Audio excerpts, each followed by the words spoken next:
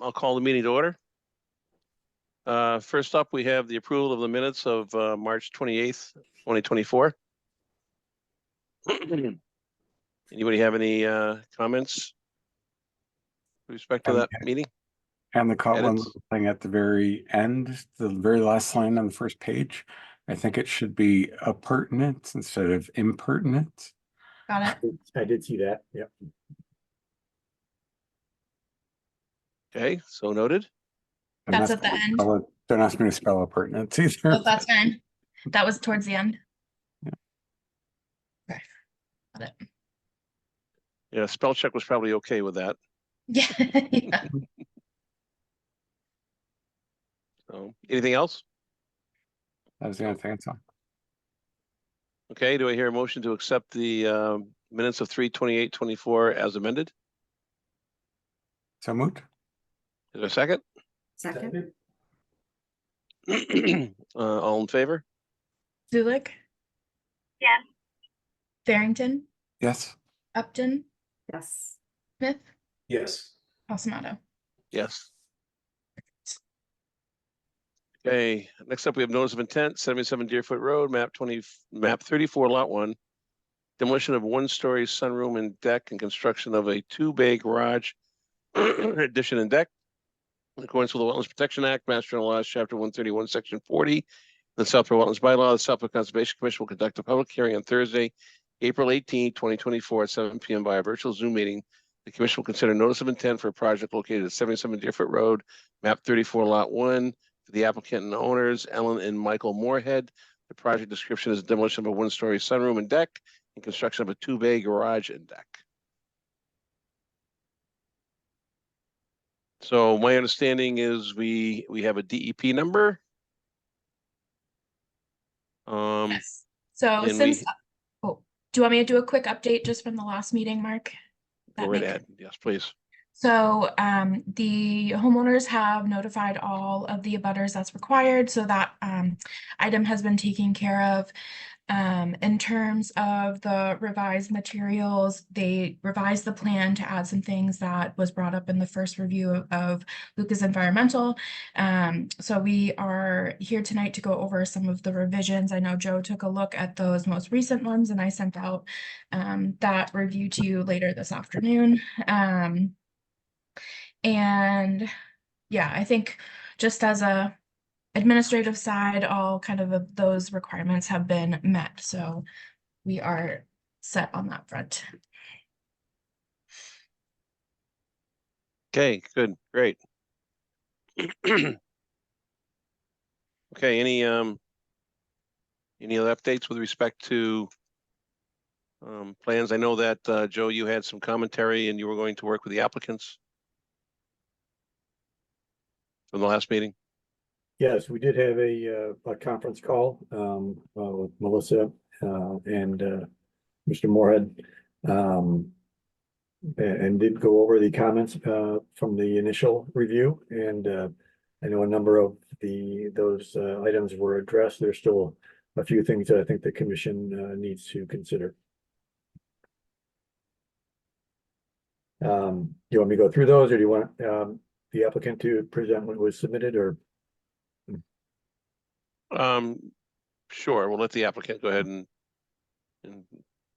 present. Yeah, go ahead. Melissa, do you want to share so that I'm not sharing anything that's incorrect?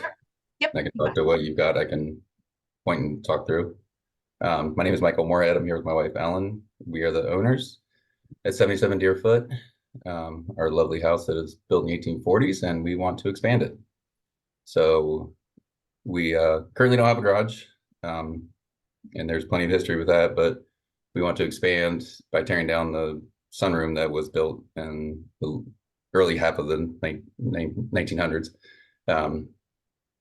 And that is indicated, so the garage is down here on the pink and hatched area. And that falls within the 200-foot riverfront area. So you can see the line on the right of that area. So our perennial stream is on the left, the west side of our lot. And that's what we're here for. So that is that's our riverfront.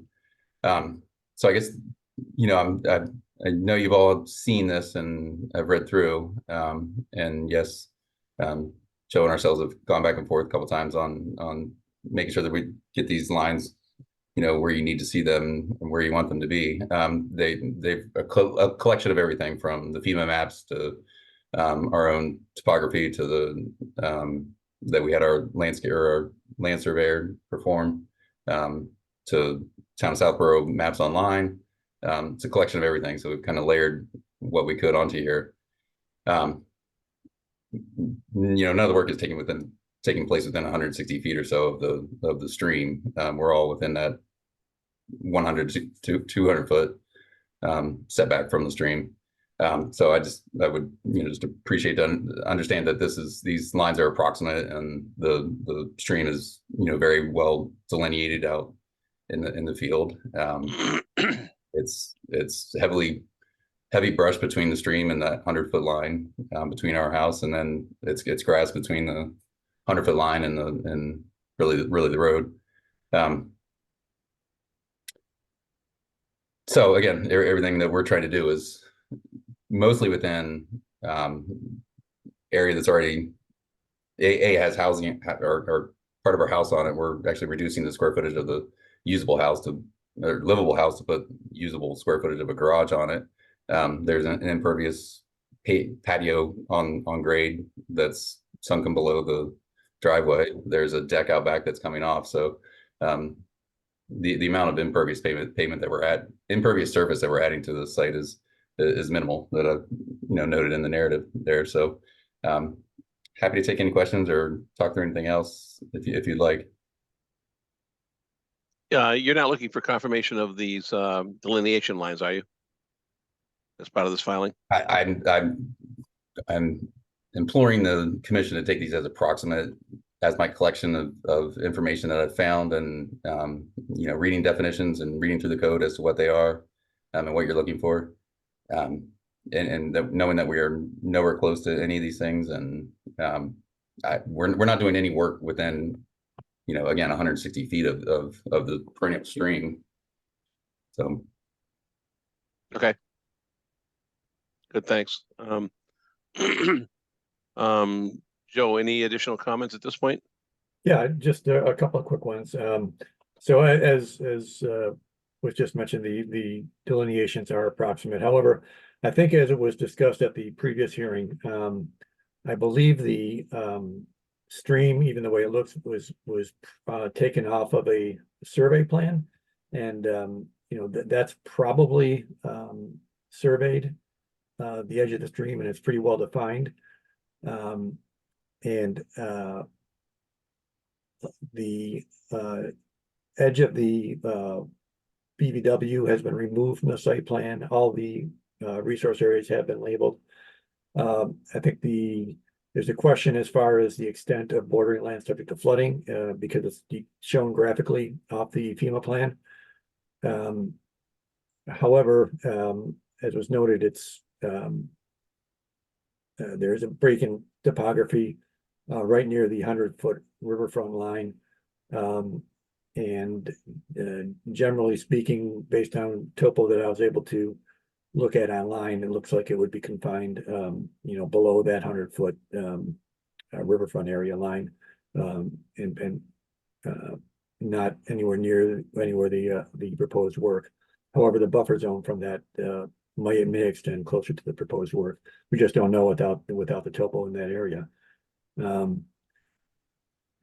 Getting back to the riverfront, I think the inner and outer riverfront lines are generally pretty close, because as I mentioned, I believe it was discussed at the previous hearing that the stream location was taken off of the surveyed plan.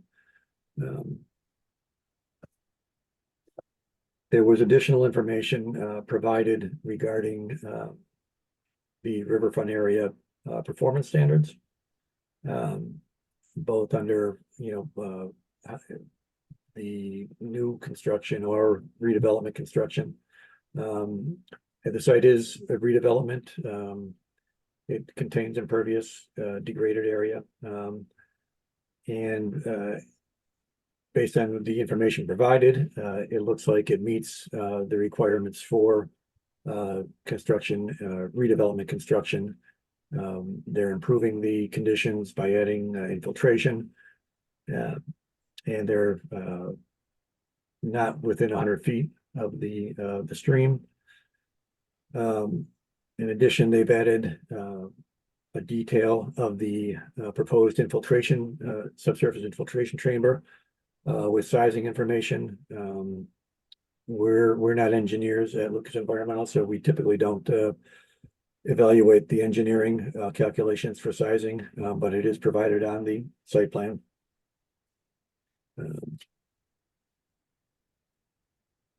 And I think that pretty much covers my comments. If you want, if any questions or need any more detailed explanation, just let me know. All right, thank you. Any questions or comments from the board?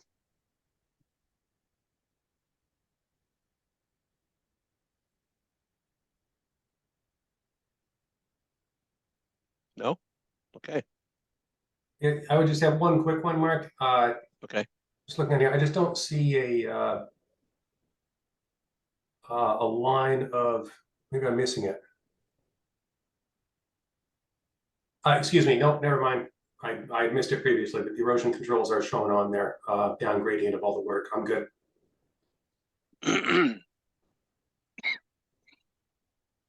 Through the chair, and they did add the erosion control detail to the site plan as was requested. Okay. Well, if there's no comments, no questions, I think we have what we need and we can close the hearing. You want to ask the public first? Oh, I'm Please. sorry. Yeah, sure.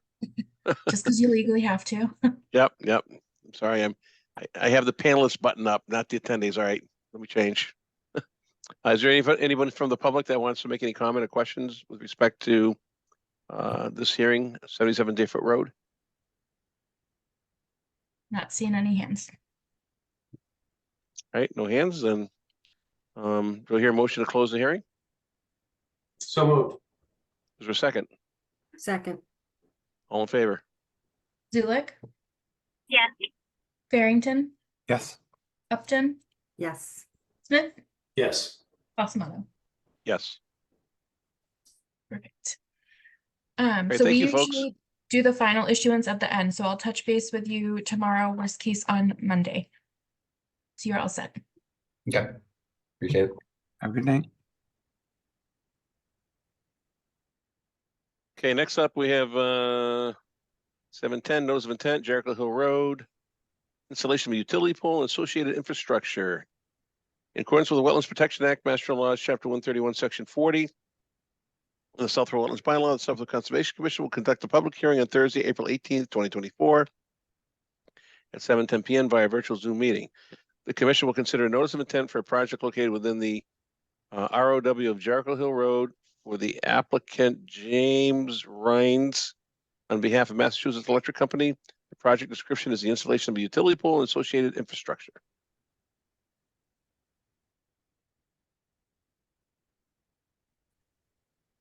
Good evening. My name is Kip Callahan. I work for VHB and I'm here representing Massachusetts Electric Company. Melissa, do you have the plan to share? Otherwise, I can share it. It's totally up to you, but yes, I have it up. Yeah, go ahead, and if you don't mind sharing it, that works for me.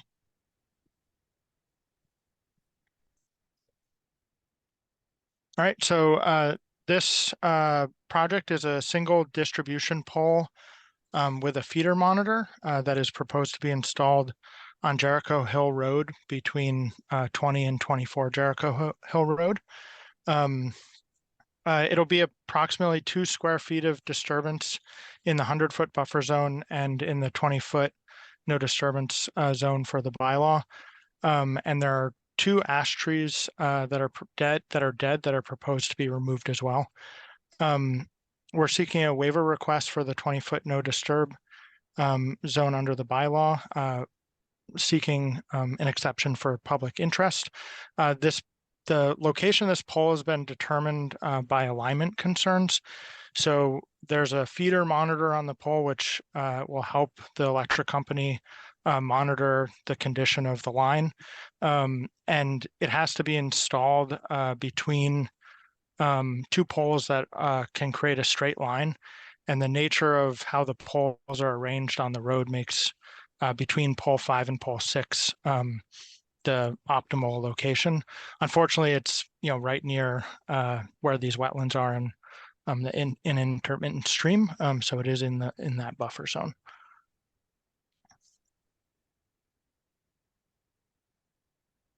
And we're looking for the commission to grant an order of conditions for this NOI. Thank you. So there's currently a pole at P5 and one at P6, Correct. and you're gonna add a new one at halfway in between, Correct. roughly. Okay, I see, I get it, all right. I know, Melissa, you went out there and took a look at this? Yes, so this is right off the shoulder of the road. I did have some comments that Kip has responded to in terms of, during construction, how that would happen in terms of the auger and any spoils and making sure that they are taken off site and any, if there's any surplus. And then I also asked about, if they were concerned about groundwater, if they needed to dewater at any point. I don't think that was a concern. And then I just wanted to know the location of the ash trees and have them located on the plan, which I believe they were going to work on. Yeah, so forestry has to go back out to confirm the location of those trees. So we'd have to provide that in at a future time, but we expect them to go out within the next several days. And there's also not a DEP number yet for this application. I was just gonna ask that, yeah. Out of curiosity, what are the 4 orange dots and lines between them? So that's the intermittent stream, the top of bank.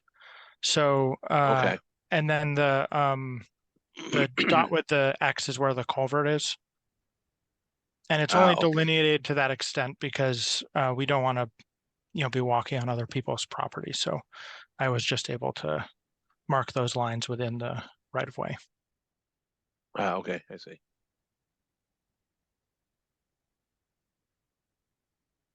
Oh, I see. Pole 5.50 was the little yellow dot there. Yeah. Not the larger orange one with a crosshash in it. Yeah, those orange dots are the culvert. Got it. Okay, thank you. All right, any questions from the commission? On this one? All right, well, we don't have a DEP number, so we can't close the hearing. So we'll have to continue it to the next hearing. Yep, we understand that. All right. Given that, do I hear a motion to continue to the next Do you, hearing, which is? sorry, Mark, do you want to do public first before we Oh, continue? sorry, I did it again, yeah. Is there any comments from the public with respect to this Jericho Hill Road pole installation? Seeing any? Thank you. Okay, with that, do I hear a motion to continue to the next hearing? What is the date, Melissa? May 7th. May 9th. 7th, May 9th. I lied. 9th, okay, May 9th. Phew. Sorry. I was gonna have to miss the 7th if that was the case, okay, May 9th. Do you hear a motion? Is there a second? Second. All in favor? Zulik? Yes. Barrington? Yes. Upton? Yes. Smith? Yes. Bosmato. Yes. Perfect. All right. Kip, you're all set. When you have any revised docs, just send them over and I'll send them out to the commission for our next meeting. Okay, great. Thank you so much. Thank you, have a good night. Good night.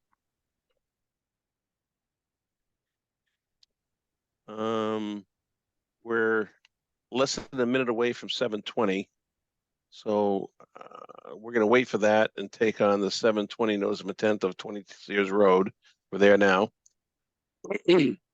In accordance with the Wetlands Protection Act, Mass General Laws, Chapter 131, Section 40, the Southborough Wetlands Bylaw, the Southborough Conservation Commission will conduct a public hearing on Thursday, April 18th, 2024 at 7:20 p.m. by a virtual Zoom meeting. The commission will consider a notice of intent for a project located at 20 Sears Road, map 64, lot 2 for the applicant Sandra Delbridge. The project description is a construction of a new single-family home.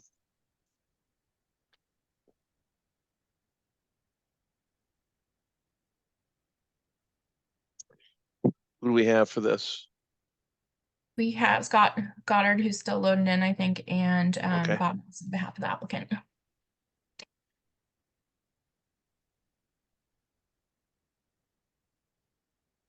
Scott, are you here to do a presentation?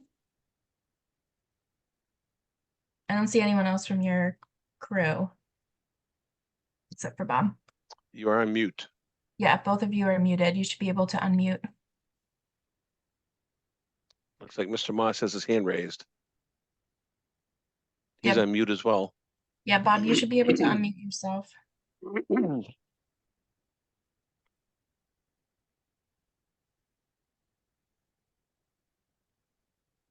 Scott left. Can you hear me? Yes. Yes. Okay. All right, we're all set? Melissa? Scott- Yes. Yes, Scott has disappeared, but I'll keep an eye out for him. Okay, let me bring up to speed. The proposed buyers of 20 Sears Road closed on the lot yesterday. So they're the new owners, the Delbridges from Hopkinton. And they plan on building their future retirement house on this lot. We submitted the application in accordance with your deadlines, maybe 2.5 weeks ago. Melissa did a very detailed, I thought pretty detailed, I would call it an administrative review of the application. I don't know if that's typical, but 11 issues, a couple of them required some new plans, which we did, and we submitted those to her maybe a week ago, Tuesday. And I'm assuming, Melissa, that you were satisfied with our submittal in regard to your narrative. I hadn't heard if there was anything missing or wrong or. In terms of complete lease, yes. So we sent it along to Joe Lucas Environmental to complete the review. And apparently, I don't know what their normal lead time is, but we did not get a letter by tonight, unfortunately. What have you found in the past is their normal lead time? They probably had like 9 days with us. So it depends, because it took a week to get those supplemental materials for your application to be complete. So usually I think they try and turn around for the hearing, but you know, they had a little bit less time because the application was initially complete. Okay. So I know we're going to continue it. We also didn't get a DEP number. I don't know what the normal lead time is that, but you know, Scott Goddard or his company sent it in when they filed the initial notice of intent. But I did notice the people on the prior hearing, an earlier hearing, had that problem 3 weeks ago, and they must have got their number by now. What is the normal lead time on a DEP file number? DEP is, from my understanding, is a little behind, so they are lagging a couple weeks longer than they usually are. Okay, so we were assuming that we certainly would have one by the next hearing. That's up to you and DEP, honestly. Okay, no, We we'll be on it. asked, but yeah, Yeah. Hopefully. yeah. Well, you know, I've probably got 100 orders of conditions in my day, my 35 years, and I was shocked how quickly the number showed up. It was like you filed, and 4 days later, you got a letter in the mail with a file number. It was extremely efficient process for 30 years. I don't know why we went backwards on it, but that's the government. Anyway, so I guess tonight what we'd like to do, I don't know if the board members have a chance to review the application, or do you pretty much just rely on Lucas's review as your basis? If there's anything that the board members or any board member had an issue tonight, particularly if we needed to do anything, I'd like to know. Mark, maybe you could just you know, ask the board if anyone's looked at it and has any questions. We did an elaborate staking out there for anybody who wanted to visit the site. We have the 20-foot no disturb completely staked. We have the new erosion control completely staked. We have the house staked. We have the garden retaining wall, a 4-foot wall around the back, fieldstone wall and that's just to protect the garden area from the massive amount of deer that are out there on this particular site. Every evening there's like 6 or 8 deer out there. So they needed to fence off just a smaller garden area because everything else would get eaten. So that wall is also staked off. On our new plan, we did reflect the whole pipe removal order of conditions. So our current plan shows we've added that onto our plan, the pipe removal. And if you can see it up, actually, that's not the one that has the Yeah, I'll get the other one. there's up. another one. So I'll continue talking when you find it. We've also, as you know, agreed that we're going to take the exact set of conditions you put on the pipe removal project as one of the conditions on an order of conditions for the house construction. At this point, it was all about setbacks and things, and the septic system is existing and is going to be reused, and that's over 100 feet from any wetland. We're not in any 20-foot no disturb. The closest thing that we get to is that a 4-foot retaining wall that's on the surface, and that's about 5 or 6 feet away from the no disturb zone. And of course, the silt fence will be on the outside of the no disturb zone. For the record, the closest the house is to the 20-foot no disturb, there is one corner at 22 feet. However, our engineers did look at the old house as built, and it doesn't really matter. But the old house was 8 feet closer to the 20-foot no disturb line than the new house is, and that's not really going to affect your decision, but it's just a point of interest. And generally, most of the area that's taken up by the enclosed retaining wall garden area was actually a swimming pool at one point. If you look on the plan that Melissa's showing you right now, there's a circle which right behind the house, just inside the landscape wall, and that area is now shown as temporary soil storage.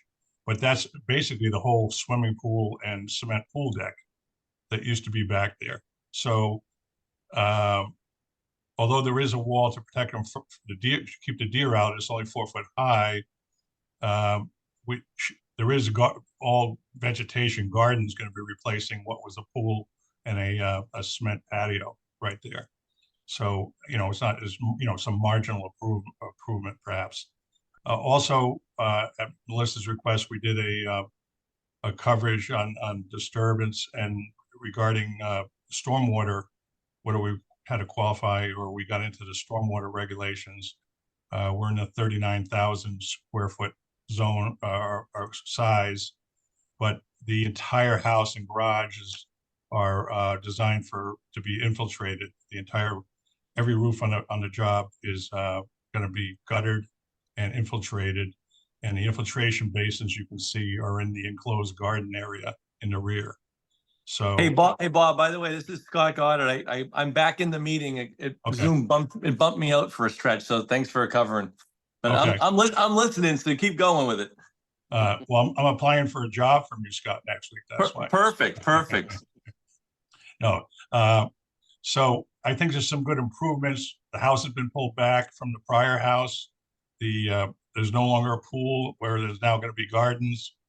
The buyers, want to get going, and now we're obviously bumped out 3 weeks, and to no fault of anyone in particular, other than perhaps the DEP.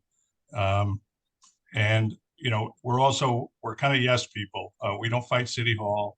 My buyers don't fight City Hall. And if anybody needs anything done or sees something that can be tweaked or whatever to feel it would be better, we'd be happy to do it. What's kind of interesting on this plan is do we have the plan with we have our erosion control shown on the whole plan all the way around the project. And ironically, the erosion control that's out there is going to stay during construction. And the erosion control that was out there is actually quite a bit beyond our erosion control. So their project of demolishing the house or removing the pool actually was a more expansive area than what we have to build a whole new project. So there will be a double line of silt control out there, erosion control, and we'll put ours in front of theirs. But it is a smaller disturbed area than what they had, even to remove the house and the pool. So we pulled that in as much as we could. So my folks are friends are anxious to get going. We're open if there's anything we can learn tonight that we need to look at, and we realize we will be relying on Joe and Chris's letter, which I assume would be coming in the next week and a half or something. Maybe Joe can speak on that one. I don't want to pin him down, but that would certainly probably fit in their normal lead time for giving a review of this type of project. So that's it for speaking for Scott. That was it for me. Thanks. I agree with you, Bob. I didn't hear the beginning part, but the only thing I would add, if it wasn't already said, is that one, we don't have a DEP file number as of right now, and then number two is we did, per the last public hearing, incorporate the exact design elements of the stream restoration into this plan. So I think that that was the request of the commission. So we tried to accommodate that in this application. So that's all. I think that's it, Mark, for us for now. All right, thank you. Thank you. In terms of any sort of administrative commentary that Melissa provided back to you, has that all been resolved at this point, or do we still have some outstanding items? If there is anything outstanding, we have not heard back from Melissa. We submitted them about a week ago Tuesday, I think. And did the amended plans include the mitigation planting plan? Yes. Well, we put the mitigation is shown on the plan, and then the exact planting is shown in the narrative or described in the narrative. Okay. What the shrub types, the two grass types that would be used. There's a meadow area between the end of the disturbance, and actually beyond it is actually lawn, which is strange. They're going to restore a meadow, what is now mowed lawn, and then up against the stone wall, just to break up the look of it, there were three native different shrubs that will be planted all along the wall, and those were described in the narrative. And Melissa, if you had something, let us know, but we hadn't heard from you. I haven't given this a hard look. I knew that the fundamentals that I needed to deem it complete were completed, so I sent it to Lucas to finish up in the meantime. And the attorney for the sellers, or for the buyers, I believe did send Melissa the book and page of the transfer deed. Yesterday, I think that was. So you folks have proof who is the new owner of the property, and now you're with this project, you're dealing with the new set of owners, as you know. Okay. With that, I mean, Lucas will have to do the review at this point, and typically, they'll provide some, commentary back to you for response. So we've got 3 weeks until the next hearing because we don't have a DEP number. So, hopefully that we can transact the various comments or issues back and forth within the next 3 weeks. Yep, we'll jump on it. And we're definitely happy to do that. I don't know, Mr. Chairman, if the commission, I know they're just seeing this for the first time, but this property's been before us, a fair bit over the last few months. If there's comments, questions, suggestions from the commission that we can take in tonight that we can jump on already while we're waiting on the Lucas comments, we're all ears. Is there anything from the commission members? Any input? My Thanks. only question is, we discussed this at the last meeting, how we're going to deal with the previous outstanding order and the ORAD and all that. Yeah, are we going to address that ourselves simply within an order of conditions? Is that the plan? So I Well, I think, think oh, Sorry, sorry, go ahead. Scott. So is the intention, I just want to make sure we're clear. The intention is to, because Shirley also sent me the recorded order for the stream as well. So that has been recorded. I know for the paperwork trail, what we wanted to do, from my understanding of listening to the last meeting, was incorporate all of the stream restoration work into this new notice of intent, and then simultaneously, which we could do at the next meeting, issue an invalid certificate of compliance for the one that was recorded. That way, there's only one open one. So as long as that is okay, then I would submit the request for COC for the next meeting for the one that was just issued, and then we can take care of that all in the findings and with the invalid certificate of compliance. Melissa, I like that approach. That's kind of what I was thinking as well. So if the commission agrees with that approach, we will submit the COC paperwork. That's what we had discussed at the last meeting to kind of keep this clean and all working within the NOI for this project. Yeah. Right? Mhm, Yeah. mhm. The other And members recall that? Yeah, and the owners are all set with that. They're aware of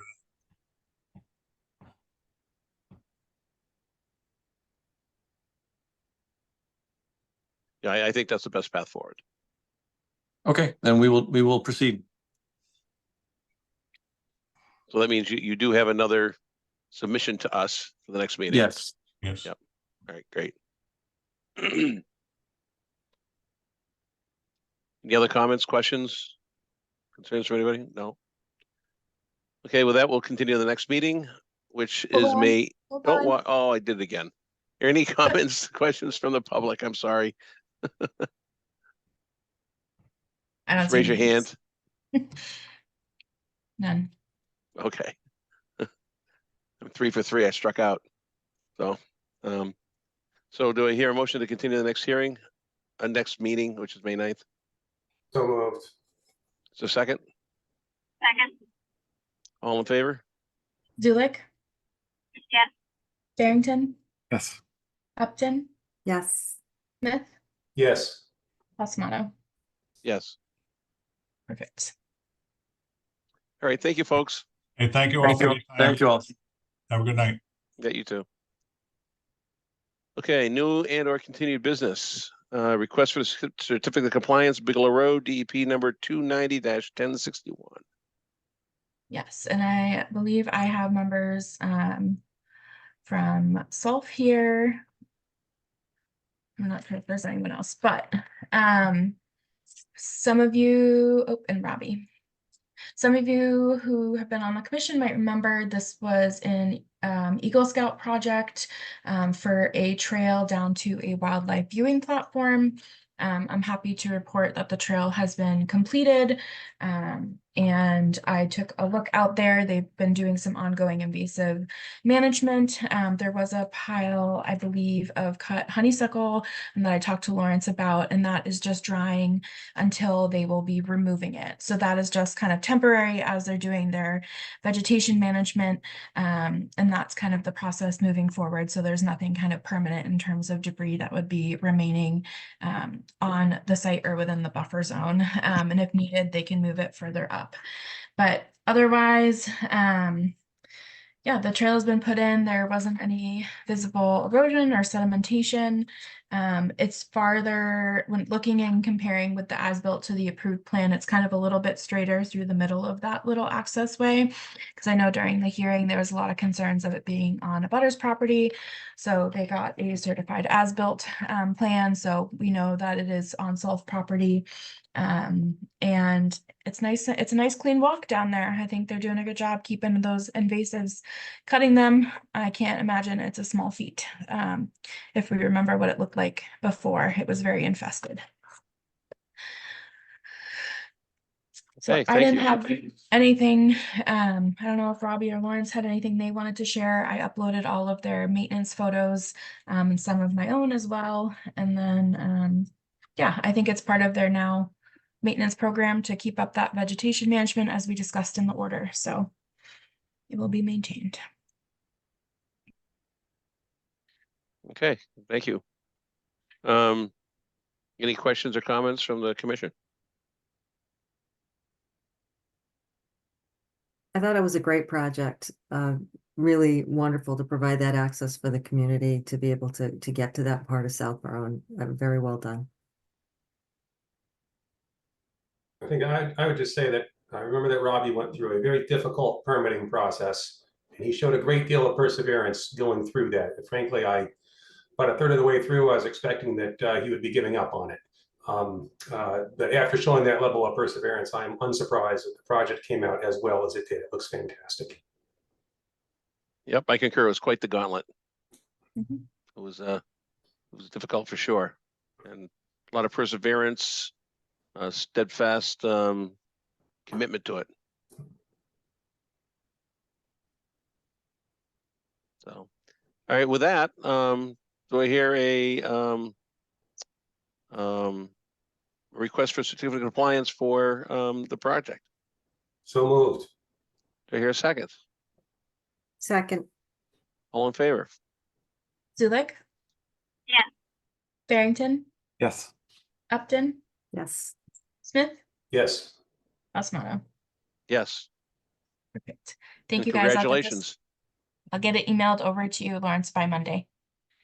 Thank you so much. And I just want to thank Robbie again for all his hard work, from him and his family and the troop, and other volunteers that have been so supportive over the last few years, just staying ahead of the invasives, et cetera. So thank you. And thank you to the Conservation Commission and Melissa, especially, for all the support and email. Thank you. I have one question. Is Robbie now an Eagle Scout? Robbie, you wanna jump in? Good for you. Congratulations. Congratulations.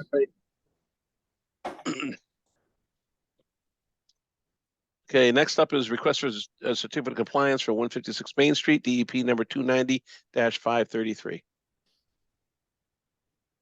Yes. The homeowner is unfortunately away, so he could not attend tonight, but I told him I would stand in on his behalf. I know Joe had some comments. I don't know if you want to go over those first. And we had some revised as-built in response to Joe's comments, and then there's just kind of a couple things to go over, make sure everything's kosher, but kind of the standard deviations, unfortunately, but fortunately.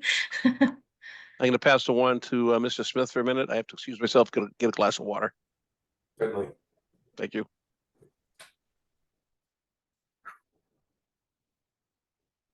Okay, so I'm sorry, Melissa. I'm afraid I wasn't listening very closely. That's all right. Joe can go over his comments. Yeah, I can go over my comments through the chair. thank you. Yeah, so I did do a site visit and reviewed the application, submitted comments, and then we did receive a revised site plan, which addressed several of the comments I had made regarding the plan. And those revisions included adding the edge of the lawn as required under the Southborough COC checklist, and also adding finished grade topography, which is also required. They also provided an electronic plan with a much higher or much better resolution, as the initial plan was barely readable. So that helped a lot. With respect to the as-built conditions, there are a few items that were built at the site which were not on any of the approved plans which I reviewed. So there's an area of paver blocks and adjacent paver block steps and adjacent planters at the northeast end of the pool that were constructed, but were not on the an approved plan. And let's see, just as a note, there was a garage that was approved for construction that was never constructed. There is a garden currently in that general location, which also was added to the revised site plan. The site is well stabilized. The erosion control barrier has been removed and no erosion issues were observed. Regarding a couple of administrative items, there was no bylaw COC checklist submitted in the materials that I reviewed. And also there was no bylaw fee calculation sheet in the information that I had reviewed. And I don't know if those have been submitted subsequently or Yes. not. But that was it for my comments. Thank you, Joe. Melissa, do we know if there are plans to go forward with the garage at any point, or has that been? Nope. So the house is being sold. So he did have other orders that he had closed out, but this one hadn't been. So the house is being sold. So there's no plans to do the garage. I think Joe stated the garden is in the kind of general location of where the proposed garage was. And in terms of some of the kind of changes, I did some kind of rough measurements of what the differences were in terms of the pool deck, etc. You know, it seemed to be within the limit of approved work. And the one thing that I did have a comment, because Joe made a note that the wetland looks like it probably extends further into the lawn than previously delineated. So I have made a note for myself, and I put in our notes that when we do these, and I know that a house is going to be sold, I make a note for when it comes up for our homeowner letters, and I make sure to include any specific comments or plans. So when new homes such as that had a stormwater permit, I always attach their O&M plan to their letter and things like this. So this could be something that we do include to a new homeowner letter, which I would most likely do with the general comments about kind of the wetland, and to keep that in mind as they move in. Just as a kind of aside note for that one. Fantastic, fantastic. So with the garage not being built, the addition of the pavers and steps and so forth, there's clearly a net decrease in the amount of impervious that was originally proposed. So the area of pavers and steps appears to be much smaller than the footprint of the garage. So I don't think there's a huge concern there. Any questions, comments, concerns from the commission?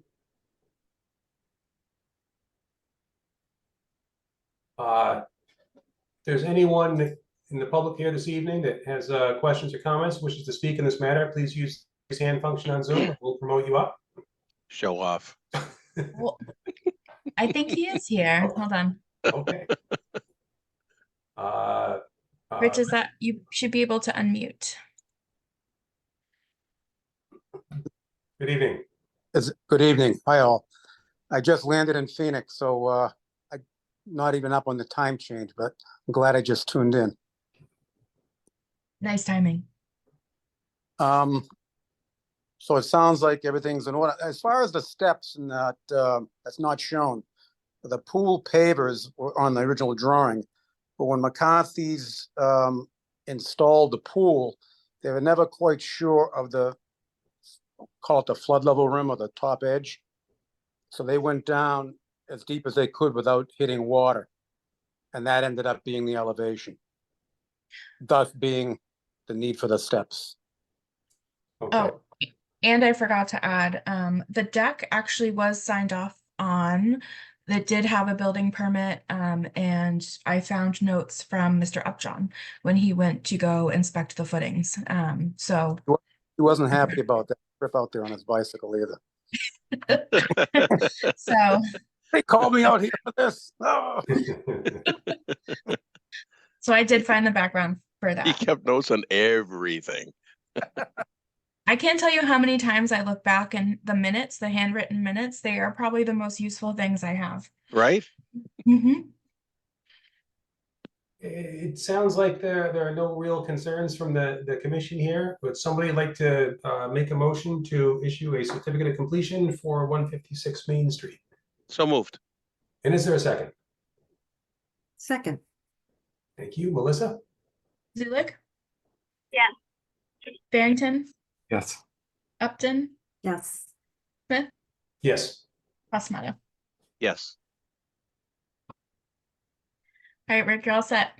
Okay, thank you all very much. Have a great night. You too. All right, bye-bye. Back to me? Yes. Okay. Thank you. Okay, request for an extension. So it's NOI extension, COC Yes. rather? Yeah, okay. 8 Yep. Dairy Farm Lane, DEP number 290-1019. Yep, work is all completed. They're just waiting for final stabilization, so they want to have just the valid order in case something may come up. But they expect to have the request for COC in the next coming months. They gave me an interim as-built in the meantime. Okay. So 1 year, 2 year, 1 year. 1 year? Yep. Any questions? All right, your motion to issue a 1 year extension for DEP number 290-1019. So So moved. moved. Okay, is the second? Second? All in favor? Zulik? Yeah. Barrington? Yes. Upton? Yes. Smith? Yes. Osmanno? Yes. Okay, next we have a request for an extension, 40 to 42 Central Street, stormwater management permit and DEP number 290-1041. Yes, they're requesting a 1 year extension. They have previously received an extension, but it was also a 1 year. So they're only in year, oh God, 5 technically. So they are completing work with conformance with the plans. And I think some of the delay was they wanted to change some of their stormwater from above ground to below ground. So they spent a little bit of time trying to figure out if that was feasible. So my understanding is they're going forward with the approved plans. And then, so they just have requested a 1 year to finish out that work. Okay. Any discussion, questions? No? Anybody here from the public have questions? Looks like no. Okay, so do I hear a motion to issue a 1 year extension? You're on mute, Ben.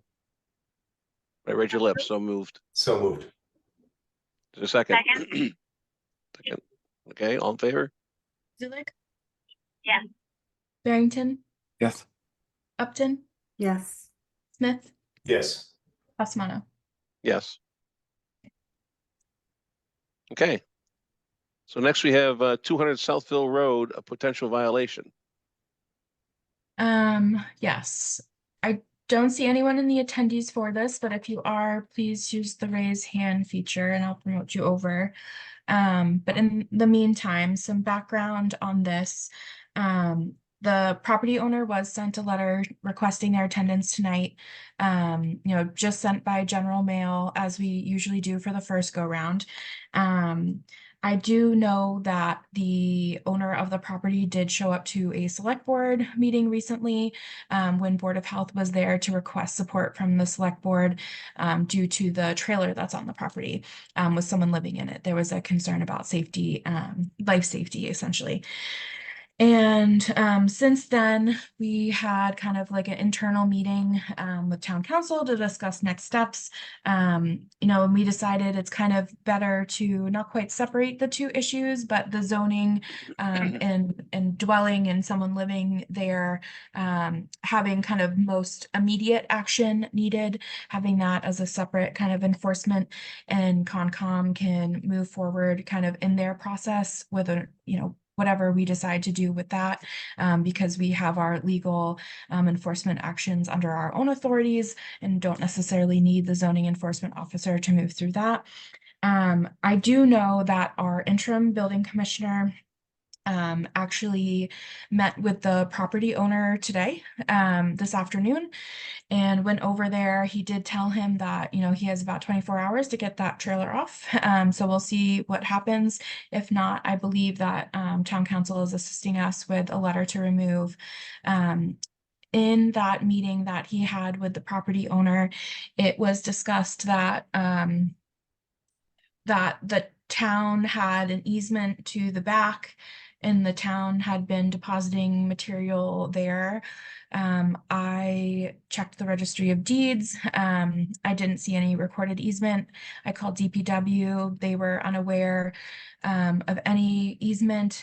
They did state that, you know, in the past, homeowners or property owners would call if there was, you know, spoils or surplus of soil from projects, you know, and that was one of them that they would, but not in the recent past. So it doesn't sound like the last 10 years of expansion would not be associated with the town, nor is there any sort of easement to do filling or depositing of material on this property that I could tell.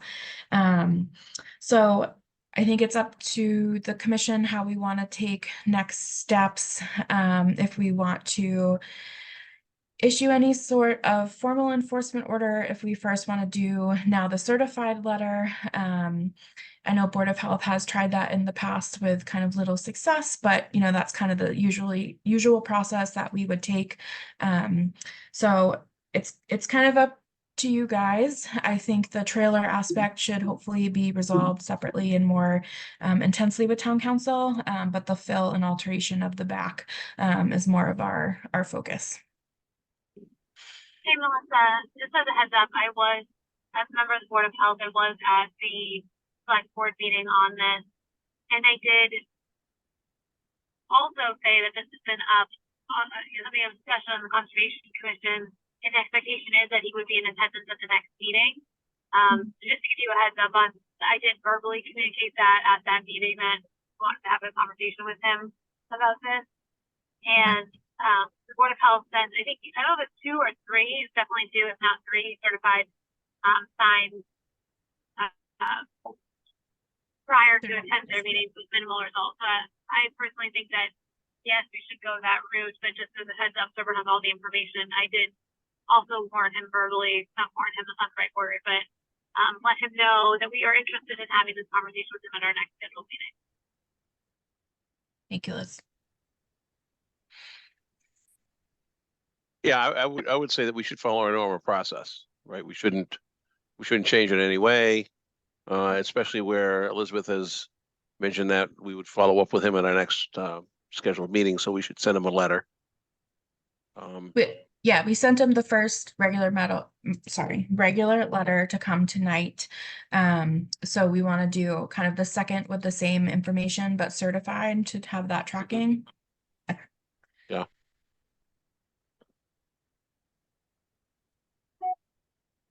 Okay. Anybody have any discord with respect to that? No, just Melissa, reading your comments, it sounds like there was some discussion of sort of combining enforcement efforts between, you know, conservation, Board of Health, Yeah. Zoning. So we wouldn't hurt our ability to join in on that by following our normal process. But if in 3 weeks we don't hear anything, then we would get in touch with town council and incorporate our efforts. Okay, great. Yes, and that was, we had kind of a department meeting with Liz Leiden from town council there. So that was kind of because there is more, our interim building commissioner is very he's very by the book, very building code oriented. And this is a huge life safety issue for him. And in the building code, his decision in this particular aspect is not appealable to the ZBA. It's a criminal appeal, so it would have to go straight to court. He feels very strongly about this and feels that it's a liability. So that's kind of the Board of Health. Zoning is on a fast track, I guess we'll say, but Concom is still part and still kind of mentioned within that initial letter that complaints have come in that there's fill to the rear of the property. So their letter, you know, this was the one most likely to come out shortly, won't necessarily reference our violations, but it's mentioned as simultaneous. Okay, thank you. All right. Okay. I will Any do further that. discussion on this? No, okay.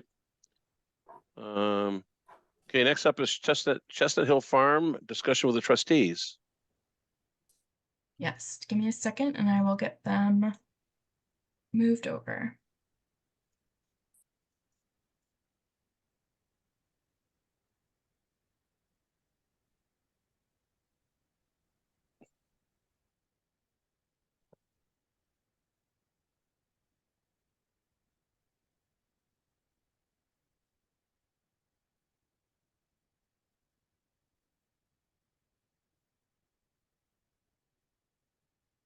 I think Mike's just loading an NDA.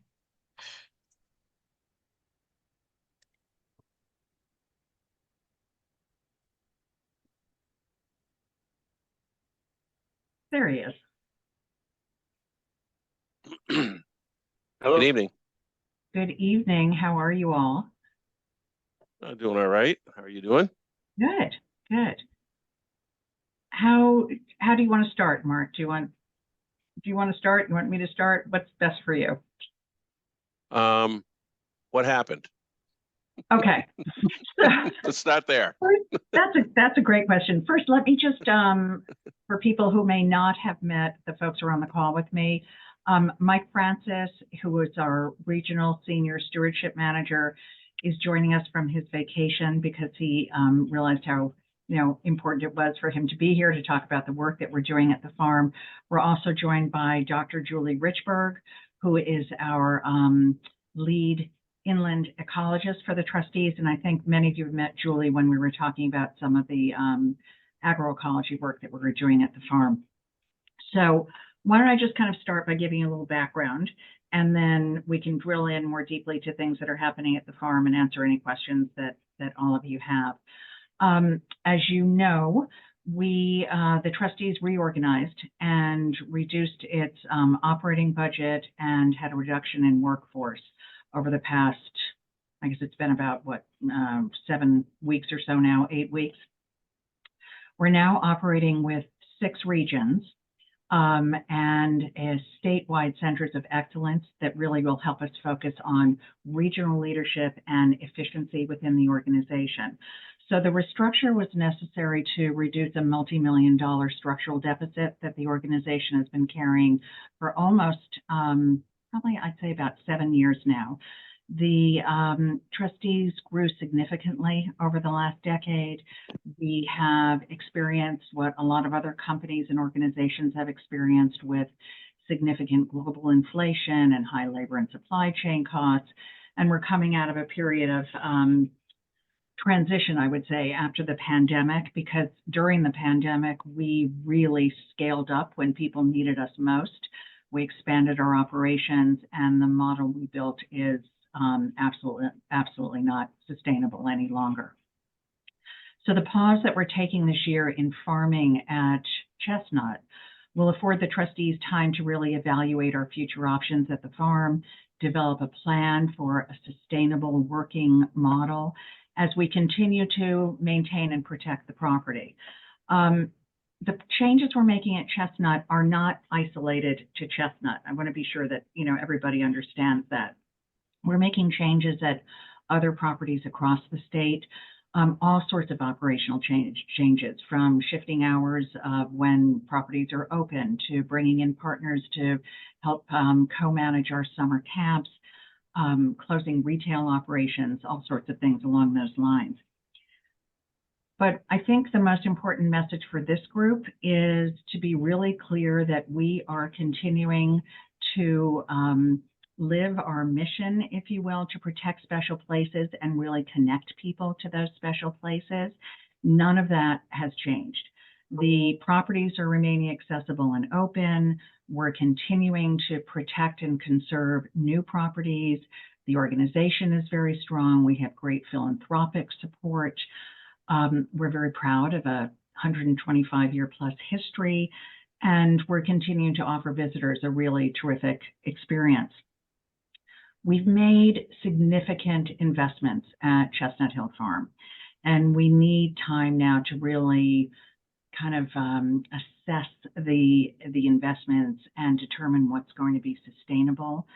And what's important for us now is that we recognize that this is just a moment in time. This is not anything permanent, and that we're really focusing on our core commitment to the CR and to the property to provide public access, to maintain it, and to offer this beautiful refuge to a property that we all know and love. So our role is really to take the long view and to protect these properties forever. So that's kind of an overview of sort of what has been happening over the past couple of months. And I can talk to you a little more about what's happening directly on the property. The only other thing that I would add is that the trustees is now in the process of developing a strategic plan. We, as you know, have a new CEO, and that strategic plan process, pulling that together will take several months. But I think it's going to be really helpful in informing the results of that plan will help inform how we move forward for the next 5 years. And of course, Chestnut will be part of that mix.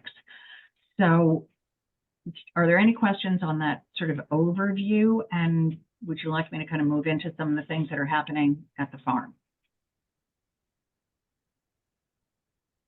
Any questions from anybody at this point? Or should DA just kind of move into what's going on at the farm at this point?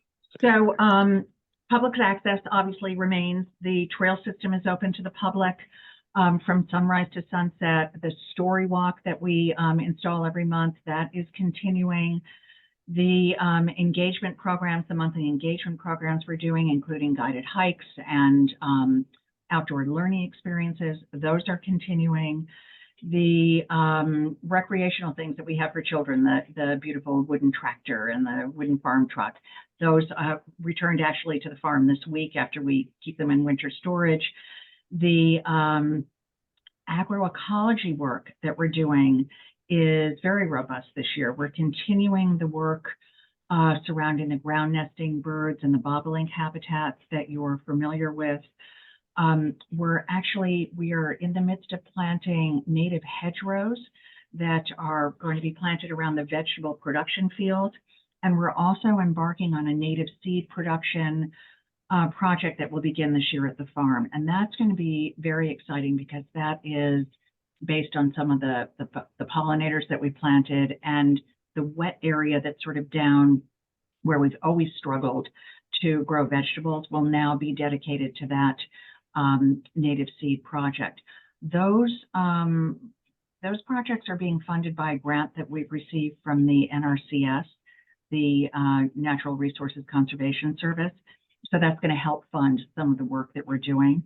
The Deerfoot Barn is going to be used for engagement programming, education, and private events.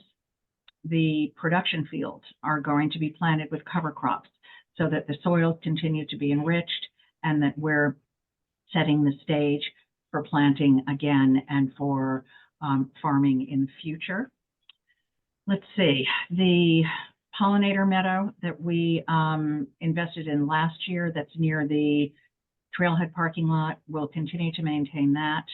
And we're expecting to see a lot of growth there this year because we really invested in a lot of native plants and plugs that we put in to that space last year. We're welcoming a nature preschool program that will be coming to the farm for 8 weeks this summer. This is a partnership with the Wildwood Preschool that's based in Hopkinton, and they're doing a farm-based nature program for the little ones. So that will be great because we'll have children at the farm. And our volunteer programs will continue, and those are, as you know, are open to everyone. And our volunteer efforts are with the trails team, with gardening and weeding, with the engagement programs, and certainly monitors for the ground nesting bird efforts. So that's sort of a quick rundown of the things that are happening at the farm. So for the greenhouse, hothouse, whatever you want to call it, what's going to happen with that? Is it going to continue to remain? The greenhouses, yeah, the greenhouses will continue. All the farm structures will continue to be there. The greenhouses will be maintained, but they will not be used this season. They'll be maintained. Yeah, oh, absolutely, they'll be maintained. Yeah. What about goats? Will they remain or? No, the livestock is leaving. Okay. The livestock is being consolidated at Appleton Farms up in Hamilton and Ipswich. And that's happening across all of our farms. All of the livestock production is being moved to that property. They have 1,000 acres to graze. Okay. Let me open this up to other commission members for questions and comments. Just a Ben's been couple. taking notes. Yeah, so the first question is the mowing schedule for the fields where we've had some bobolink nesting. It sounds like this year at least, maybe one bright spot out of this is there won't be competition with livestock needs. And I'm wondering if the mowing schedule can be pushed back to a point where it's very helpful to try to get the bobolinks reestablished on the property. Yeah, I think that's going to be really helpful, and it's going to give us 2 years of data because obviously we didn't mow there last year, and Julie can comment more on that if you don't mind, Julie. Yeah, it's definitely going to be a good year for bobolinks out there. We have volunteers that are going to be coming out and monitoring them, as well as our agroecology staff are going to be out there actually doing some nest searching as they're able. We're also putting out some bird boxes that will be monitored by volunteers as well. So bluebird boxes, swallow boxes, those kind of things. So no plans to mow that field during grassland bird season, of course, and probably will be extended even beyond July 15th. That's what I was hoping to hear. Like if it could be pushed off maybe to, early mid-August or something like that. Give them all the help that we can to get a nice, healthy back up to I remember at one point Whitfield's estimating there were maybe 3 dozen nesting pairs. So it'd be great to see that come back to the extent possible. So just another couple of quick questions. DA, I think you addressed this. The trails, you're going to continue with maintenance on the trails. That's absolutely yeah, we're continuing that. right. Yes. Yep. And so you said that you're planting cover crops to continue to add nutrients to the soil and keep it conditioned. You mentioned future farming, so this is not in the realm of a direct plan, but sort of preserving options at this point. Is that a sort of a correct way to look at it, or just? Yeah, I think that's probably fair, Ben. We're taking a pause in farming to regroup and look at all the options that are out there and put together a sustainable plan for the property. Okay, which may or may not contain farming. It's not. That's something you folks have to. Our hope is that it will include farming. Yeah. And we're really positive that it will include these agroecology efforts that we're doing because they're incredibly important to the future of the property. I think I can say this confidently that it's also the town's ardent hope that farming returns to the property. From everybody that I've spoken to, I haven't heard anybody say, good riddance to that. Everyone's very hopeful that it comes back. And then just the last thing, somebody got in touch with me and let me know that there's it's sort of unclear what it is, but there's sort of some raised beds and a structure. It's sort of the frame of some sort of greenhouse structure. Oh, that is, those are the children's gardens. Okay. So last year we put in raised beds for the children, and those will be planted, and we'll be using those this year. And then the other, it looks like it's a bean barn is what we call it. And it's a raw structure. And if you look at it and look at the Deerfoot barn at the same time, it's a small mirror image of that shape. Oh, okay. And the children grow beans so that it grows up the sides, and then they can go inside and feel like they're in their own little barn. Okay. Great. Thank you. Let's see. Those are all the questions that I had. Thank you very much. You're welcome. I think this has been a very helpful presentation, just in giving us context of what has happened, the challenges your organization has faced, and the ways that you're responding. Really happy to hear, as Ben pointed out, that you are considering possibilities for bringing farming back. I've also heard and read a lot about the disappointment in this community with the pause. And as you evaluate the model for the future and you work on your strategic plan, I'm wondering if you're going to have any part of the process that invites public comment. I don't know for sure, but what I can say is that when we did our last strategic plan, there was room for public comment. So we have not outlined what the process is going to be yet this year, and we're using an outside management consulting firm to help us with that.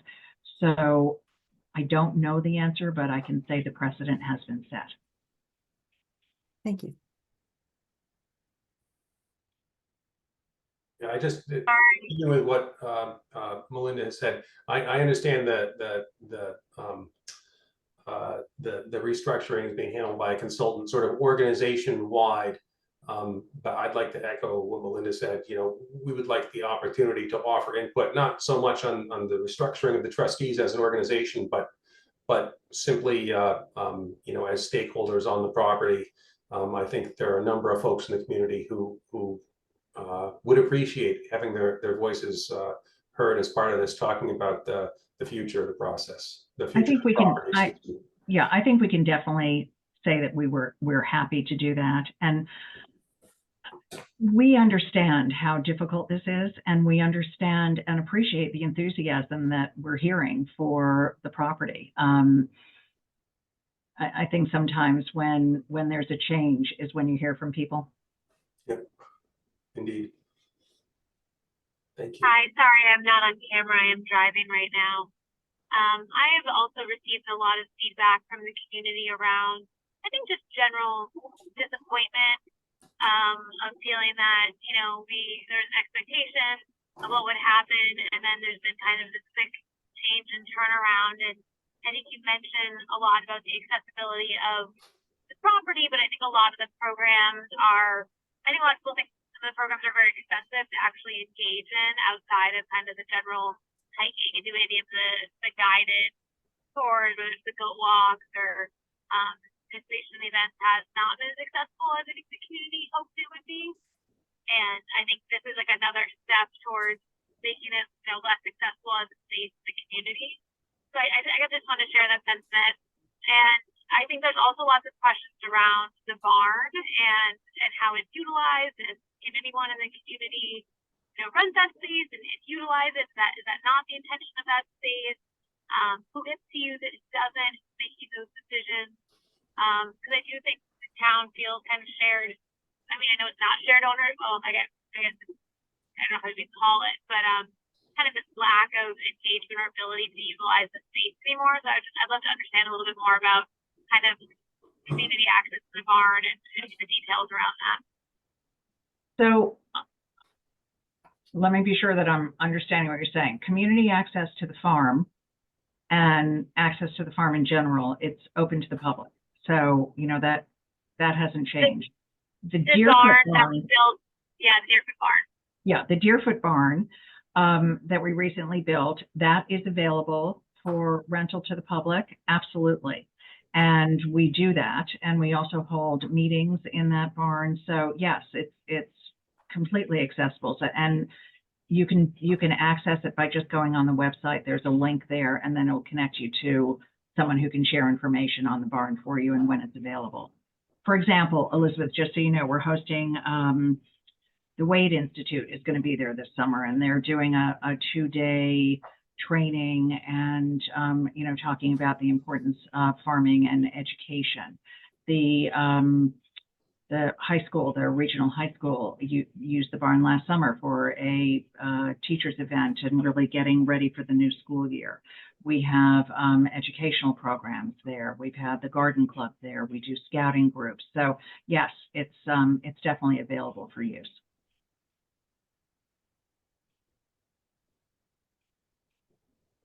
I realize I forgot the last thing on my list here, which is, I have to bring it up. It's been hanging out there for a while now. We're overdue on the management plan by going on 3 years at this point, I believe. We need to get some kind of path forward to get this thing adopted. I guess we're out of compliance with the conservation restriction at this point. It requires, you know, that the plan be revised every 5 years. So I have to just flag that this we've got to get this taken care of. We're about 3 years overdue at this point. So we agree with you. We're not out of compliance. The CR suggests that it be done. It doesn't state that it has to be done every 5 years. But the management plan is done from our perspective, and we submitted it to Melissa. We included the language, Ben, that we shared with you about numbers of animals. We also included language that we heard from the group about blowdowns on trails and how quickly things would be cleared. I will tell you that we do not do that for any other management plan in the state of Massachusetts, and we included it for this. But everything is done. It's just, if you all are ready to sign, we would love to just get that off our plate as well. Okay, so yeah, I guess what I was trying to feel out here was if there's anything in your future plans that necessitate a change of the current draft that we have, because we got the news that the trustees are taking this pause. It wasn't immediately after we had really finalized that draft, but pretty shortly after. And my first thought was, oh my God, we finally get it all together, and now it's going to have to be rewritten. But it sounds like the trustees feel that that current draft is workable from your perspective, and we're comfortable with it. We've also included the new forestry plan is in there that Julie authored, and there are maps that accompany that. The language on the trails is in there that Mike worked on. The farm plan is in there with the animal information that you had requested. Whether we're farming or not, that should be in there, because that's one of the requirements of the CR. So we're very comfortable with the plan as it now stands. Okay, then I guess I would say to the commission, we ought to maybe get this on our agenda for next meeting, and if everyone's okay with that, and maybe finally get this taken care of, for the next 5 years.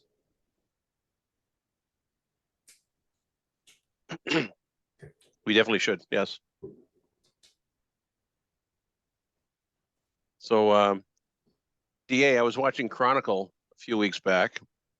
Oh, the rerun? Yeah, I know. Yep. I know. Right. So Yeah. it's like, oh man. But did you also hear the farm on NPR tonight? I did not. When I was driving home from work, we were featured on NPR in a little story about the work that the trustees is doing with neurodivergent audiences. And we are offering sensory friendly hikes at some of our properties, and Chestnut Hill Farm was one of them. And we have special kits that are available for some of those hikes for children who may be on the spectrum, who may have issues with sensory experiences. So it's very special, and it's something that's important to the trustees, because we, as you all believe, these properties have to be accessible to all. So anything that we can do to enhance that experience is great. So yeah, it was on NPR this evening. Well, thank you. I see we have a long list of attendees. I don't know if we have any attendees that want to ask a question while the trustees are here. Yeah, there is a hand, or there's a couple hands. I see Freddie Gillespie was first, so I'll let her speak. Maybe. I think she's loading in.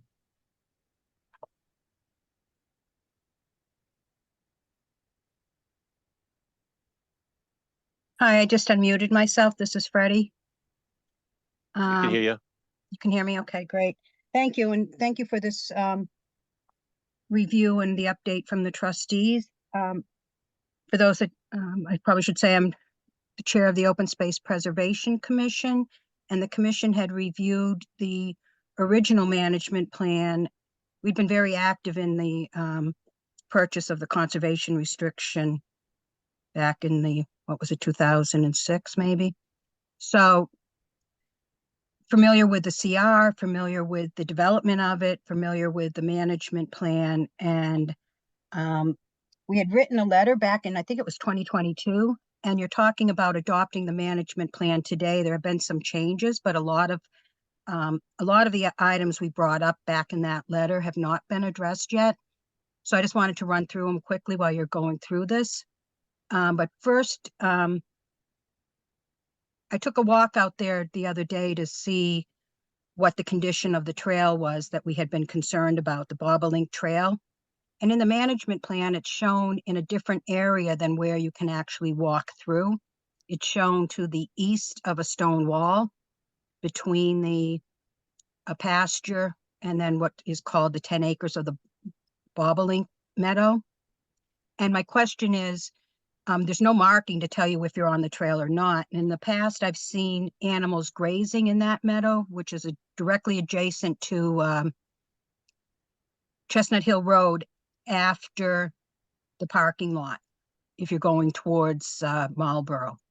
So if the trail's going through a pasture, how are you going to keep that trail open if you're using it for farming? There's no access in the area. There's 2 stone walls between that meadow and the bobolink habitat, and it's absolutely impassable. And I took pictures if anyone would like to see, but there's no way to walk through there, down trees, brambles. And if you wanted to relocate it there, then that should be cleared out and some signage put up. We also raised the issue about the town has the right to access to the whole property during snow cover for snowshoeing, and it has to have snow cover, but there's no indication on how to get into those fields where the sledding field is. We had asked for some sort of signage for that. That hasn't been mentioned in any updates. So we do have concerns about the trail. It's marked as being 1.7 miles, but this bobolink trail is the major concern. And then when you get to the end, I'm not sure why the main lane is gated off and there's no indication that you can walk in that gate. I mean, you can figure it out, I guess, but it's not really user friendly. There's this little side gate, I guess, so that the animals don't get loose if they were inside there. But it just doesn't make any sense for that purpose. I'm concerned about the language for the bobolink. And I want to go back to that after I was surprised to see the structures, the fenced in area with the raised beds and what you're calling a bean barn. So when you read the conservation restriction, and I'm not a lawyer, but it's pretty clear that in the farmstead, it says that in the farmstead area, the construction, use, maintenance, repair, adding structures customary for agricultural use, and that they have to be incidental to agricultural or animal husbandry operations. And I don't see that that's what those buildings or those structures are. And I know everyone likes kids are cute and all of that, but the CR is a legal document with requirements. And it also says that if you're going to do any of those, exercise, if you think that's a right you have and you're going to exercise it, you need to give written notice to the Conservation Commission. I don't think, Melissa wasn't aware of it when I sent her the pictures. Were any of the Conservation Commissioners aware of those structures there? That's a violation of the CR. You needed to notify them. And I don't believe that they're an allowed use. I also have concerns about your statements that you're taking a pause on farming, and yet you're going to be using the barn, which is also required to be uses incidental to farming. And if you're not farming, how are those uses and what you describe? Certainly renting it out, having educational programs, you may want to do it, but that doesn't mean the CR allows it. I was surprised when we first saw the barn. We thought it was going to have like tractors and seed bags and farming equipment in it, but it's really a rental opportunity. And I just don't see how that matches what we worked so hard and paid $5 million for in a conservation restriction that the Conservation Commission is obligated to uphold. So now that goes to the language about the bobolinks. And I'm very aware in zoning for open space reasons, when language is vague, there's nothing in there that really describes what you have to do to change keeping grazing animals out of there. So here we have a situation where the conservation restriction requires you notify the Conservation Commission, yet you chose not to. Before the first nail went in with a hammer, you should have notified them to even find out if that was an allowed building. So now for the let me just pull it up. For the bobolinks, the language is you're going to be doing studies on other properties and then decide if, I may not have it in front of me, sorry. I'll just sort of paraphrase. You will decide if it's okay to be doing different grazing outside of staying out of there till May 15th, and that you will notify the Conservation Commission. But it doesn't say any decision-making, what kind of notification. If they get to decide, are you going to do that before the prior 36 breeding pairs of bobolinks were there? Are you going to bring it up to that number before you change anything? I mean, it's really very vague, and it's not very specific what right the Conservation Commission has to say, no, that doesn't meet the requirement. All you have in the management plan, all you have to do is tell them. And in the conservation restriction, and why it doesn't mention bobolinks specifically, I get that. But a purpose of the restriction is 109 acres of managed woodlands, meadows, wetlands, and agricultural fields, providing quality wildlife habitat. And then under prohibited uses, it says the following acts and uses are prohibited: activities detrimental to wildlife habitat. And then it says under your reserved rights, only if such uses and activities do not materially impair the purpose of this conservation restriction. So my reading of it is that goes full circle. A purpose of the restriction is wildlife habitat. When we were first working on getting the conservation restriction approved, the bobolink habitat was called out over and over again. We all knew it was important. And then it goes on to say you can't be detrimental to the wildlife habitat. So this study, the agro, whatever you're studying, those are great information, but it doesn't mean you should be following the best practices for preserving bobolink habitat, especially after the situation we've just encountered where we had 36 breeding pairs and then we were down to none. And now without the grazing, came back. What did you see last year? 3 nests that were confirmed? I don't think you're anywhere near in a 5-year management plan to say that you're going to be considering adding grazing animals in there at any time within this 5 years. So thank you for letting me speak.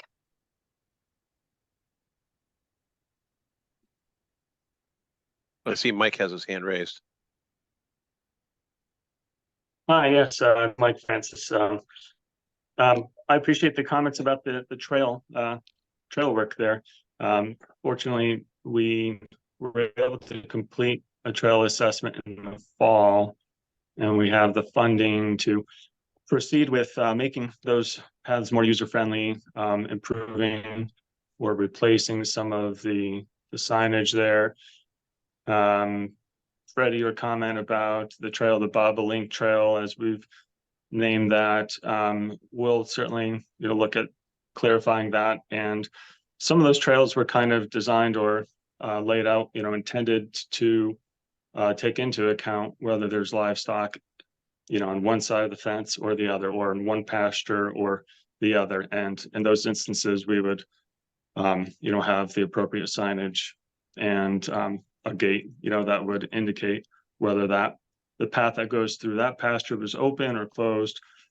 And as that bobolink trail was kind of an add-on, that is the intent, that was the intention when that was laid out, that there were, would be times of the year when it would be passable, that you could walk through that, or times that you'd have to follow another route. So I'm also aware of, some of the other improvements needed to our trail map to accurately reflect the correct routes.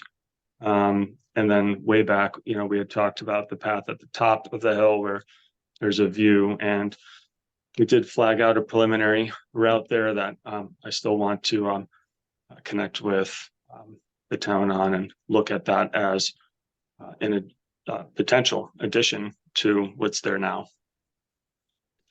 So more on that to come. Could I jump in, Mark, for just 1 second? Quickly to respond. Yeah, go ahead, but quickly. Thank you for that information, Mike. And I wanted to say that it would seem to me that some of that information should be in the management plan. If you're showing a trail that moves during different times of the year, that maybe that should be laid out as in the management plan. But I also want to say that because I didn't start out saying, I think that some of the information about the native seed production is really encouraging, important work that needs to be done statewide, that the Open Space Preservation Commission has been particularly concerned about, because we can't get, the state is really behind on what is available. But so I did want to say thank you on that part. Thank you. Yeah, the only thing I would say is that, the management plan is kind of a blueprint in how I look at it. And there's going to be things that happen on the property over a 5-year period that requires a little bit of a wiggle room with respect to the management plan, in my mind, that it can't have a crystal ball that's so clear looking in the future that it's going to have everything articulated and laid out precisely. Right. So the management plan has gotta follow the guise of the conservation restriction, but it also has to have some flexibility in what nature delivers to us, right, over time. In terms of trail maintenance, we can't control when trees fall down and when they get cleaned up and that sort of stuff. So there may be some need to be able to have some variance with respect to that sort of thing that signage may not be able to cover directly. But but we'll take a look at the management plan draft. We'll review it. Take a look at what needs to be updated and modified as we continue to go through this process. And Mark, if I may, with regards to this new structure, the bean barn, I understand Freddie's point, and it may be helpful to us to lean on SVT for an opinion on this. We've had questions like this in the past, and they've been very helpful. Just to present the question to them. Is the bean barn a real structure? Or is it made out of vegetables? No, it's made of wood, but it can be removed. Oh, it is wood. Okay. It can be removed. It's not a permanent structure. It's not anchored, other than through on top of some solid cinder block patio kind of blocks. So it's not on a foundation, a permanent foundation. Oh, It's when you really described it, I like a thought play it was structure. just made of vegetables. The vegetables grow up on it, so it kind I of get feels it. like Okay, a yeah. like a trellis. Yeah, so excuse me, so I envisioned it as a trellis with the vegetables growing on it, making a barn structure that the kids could go through. I think it's kind of cool. Yeah. Okay, I get it now. We have another hand that's raised.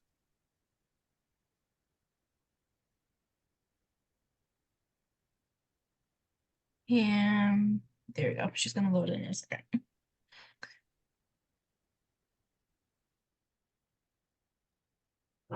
Pam, you should be able to unmute now. Hi, my name is Pamela Estee. I am the widow of Whitney Beals and a neighbor. As many of you, I found out about this change in direction through a very roundabout way and was quite disappointed. The Beals family gave Chestnut Hill Farm to the trustees because we felt it was the best case scenario for the future of the farm, and they would be the best community participant in ownership of the farm for Southborough. And it has always been a primary goal of the family to have the farm remain a farm. And to say it's disappointing is an understatement. We saw a great deal of money being spent on the huge barn and the recreation of the farm store that brought in also products like Melissa and Doug toys and things that you might see at Whole Foods. The barn was promised to be a place where farm dinners could be held, and which were really, really important for the community at the time. And the farmers, I believe, were always the people that had, they were the face of trustees to the community and helped build community. Farmer Desiree, Farmer Jeff, and lastly, Farmer Aaron. And if you've ever been on the farm, the people that lived and worked there were very, very important. You know, to move people out with a couple of months' notice is horrific. You know, I just have to tell you, it's deeply, deeply saddening to us as a family and as neighbors and as townspeople. The access to trails that are restricted by all the fencing that has gone up for animals that are not there, like cattle was there at one point. The fencings were never taken down. It's just very troubling to me. It seems very precious. I'm grateful that there are these agroecology things going on. Really excited that there are events, but I have to tell you, as a family, we made a decision to go with trustees because of the farming. We almost gave the farm to the Audubon Society that would have focused on educational programs only. And we decided not to do that. We love education, but this is a farm. And I also am very prickly when I hear Chestnut Hill Farm referred to as Chestnut. It is first and foremost a farm, and food security and agriculture, ecoculture is hugely, hugely important. And I know that's not a question, but I needed to have my say. Thank you. Thank you.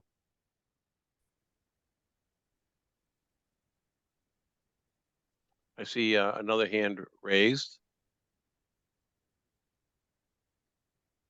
Lana Dugdale, she will load in a second.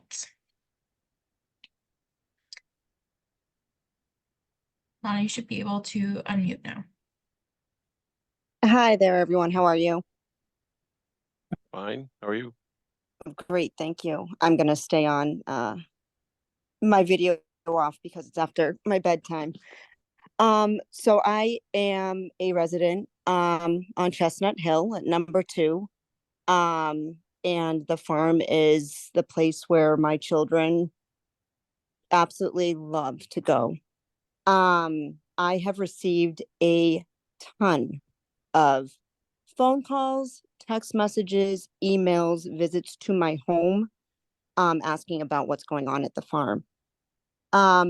As a mother to very young kids and very active in the community, families are really disappointed with what's happening.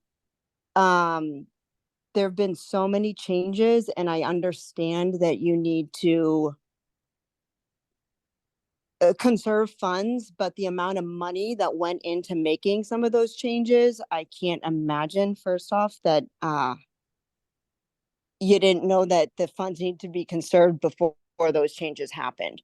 I think that it's completely the wrong direction to stop the farming in order to, I don't know, rectify the financial situation. To say that the farm is completely accessible, I think is untrue, because there are bathrooms that are in a locked barn now, where there used to be, you know, the porta potties that were more accessible. You know, there was a whole bunch of talk about there being a building there with, you know, bathrooms that would be indoors so we could get rid of the porta potties. Now they're always locked. So we have this place where we can now have passive recreation and a bunch of kids enjoying all of these, you know, climbing structures outside and all of these trails, but all these kids need to go to the bathroom. So you know, there's a lot of things that I think are great, but a lot of, there's just a lot of disappointment, honestly. You know, I think that having the animals there, that was a huge draw for families. The goats were, you know, absolutely loved by the community, and the dinners, everything, there was a lot that is sorely, sorely missed. I'm super disappointed, honestly. I really don't have any questions for you. Just, I really want to let you know how disappointed I am and the community is. The reason why I moved here is because we went over to the farm and it was very active over there. And it was such a beautiful place for community members to come together and to meet new people. And it's just, I still love the farm, but it's very, very different. And I really think that moving forward, as you assess the financials, however you do so, that you really should take into consideration the voice of this community. That's all. Thank you.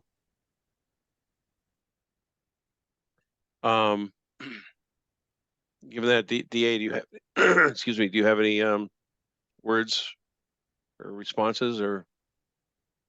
I don't have specific responses to all the comments, but I will say we are very appreciative of this information and will continue to collect it and look at everything as we're putting our plans together. So we're very appreciative of the enthusiasm for the farm. Okay. Any other comments from the commission members? So given anything that you've heard tonight, is there any updates to the draft management plan that you're thinking about now based on commentary that you've heard that you might want to make, or you want us to move forward with the draft that you've got in front of us? I would like to have a little time to think about that, and I'll get back with Melissa. We have gone through as a group. I know that we did look at the open space letter that Freddie referred to from 2 years ago, I believe that was. Is that when that was, about 22?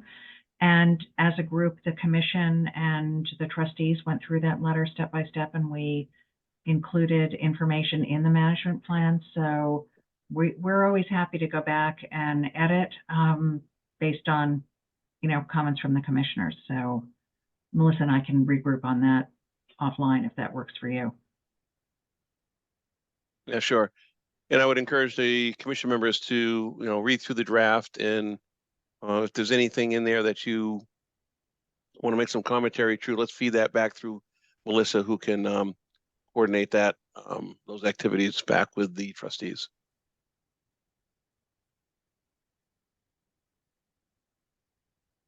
Okay. With that, we'll conclude this topic for tonight, and we'll move on to other business. Thank you very much for having us, and thanks again for all your work on the commission. Okay, thank you for attending tonight. Okay, bye-bye. Bye. Okay, next up is update on open and active sites. Yes. Hold on, let me just make sure everyone's where they're supposed to be. Okay.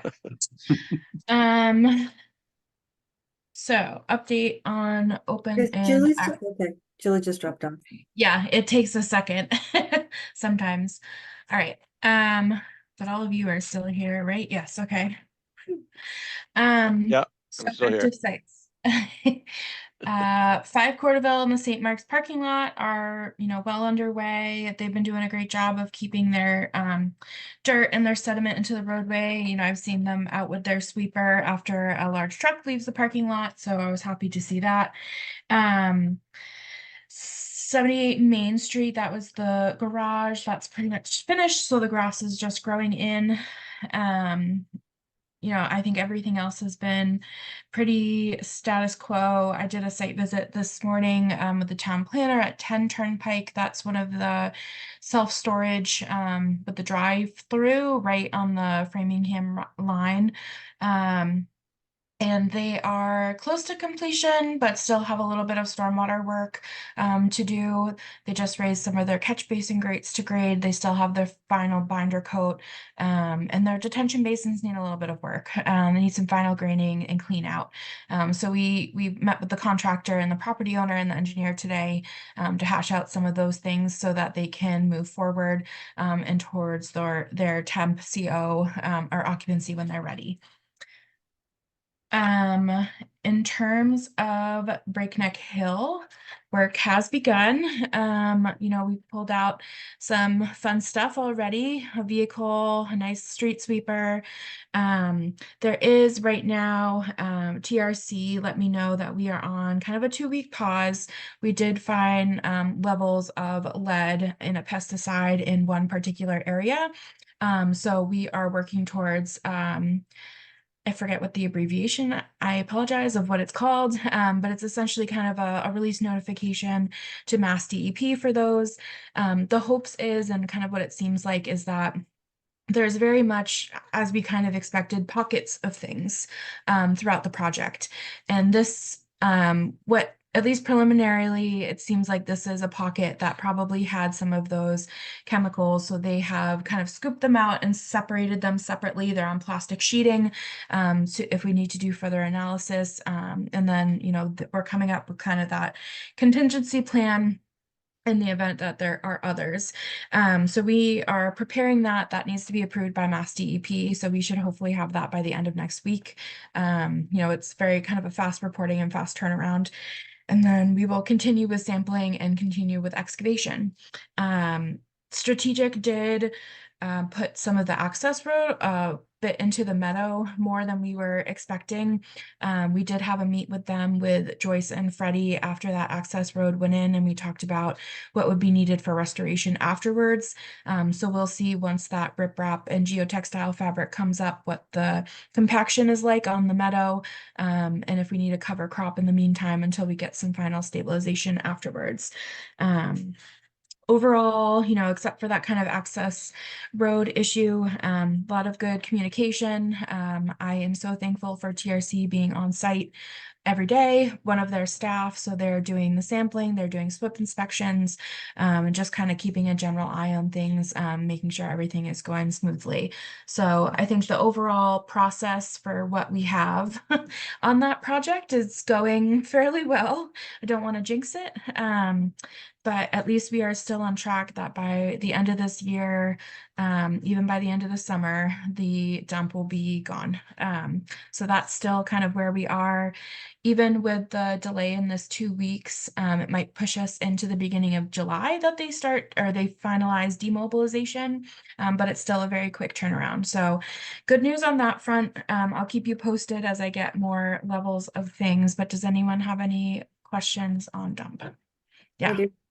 As I mentioned to some of you at the beginning of the meeting, I drive by it all the time. I also live adjacent to the property, so I walk up there most weekends. And it strikes me that a lot of trees have come down, that it feels way more open than it did before. And I guess the question is, when everything's removed, is there funding to be restoring? And is there a plan for what the restoration would look like? Yes. So, well, yes and no in the terms of we know that the site needs to be restored, but because we don't quite know what will come out and what will go back in, the final restoration will be done in closer towards the end of the project. So yes, there's funding. Yes, it was built into it. And what I've asked of stewardship is to put together some sort of seed mix as a cover crop in the meantime. So even if we don't have a final stabilization, not stabilization plan, but like kind of restoration plan, there is at least a beneficial native cover crop that will cover that area until we have time to have kind of official plans. My understanding would be that the area would still be kind of blocked off. We wouldn't have access until, we kind of get our bearings on straight and determine what the final outcome will be. That the exact grades won't be the same as it was, pre-dump, which is a good thing. There's a lot of fill, so it will more mimic what the initial existing conditions of the property was before all this alteration happened. So it'll be more of a gentle rolling kind of slope towards that stream. And there's also kind of as things have happened, as we've dug a little bit, it's kind of clear that a lot of alteration happened when Farmer Davis was doing this back in the day. It's kind of clear that they probably covered up a part of a stream that has been running underground for quite a while.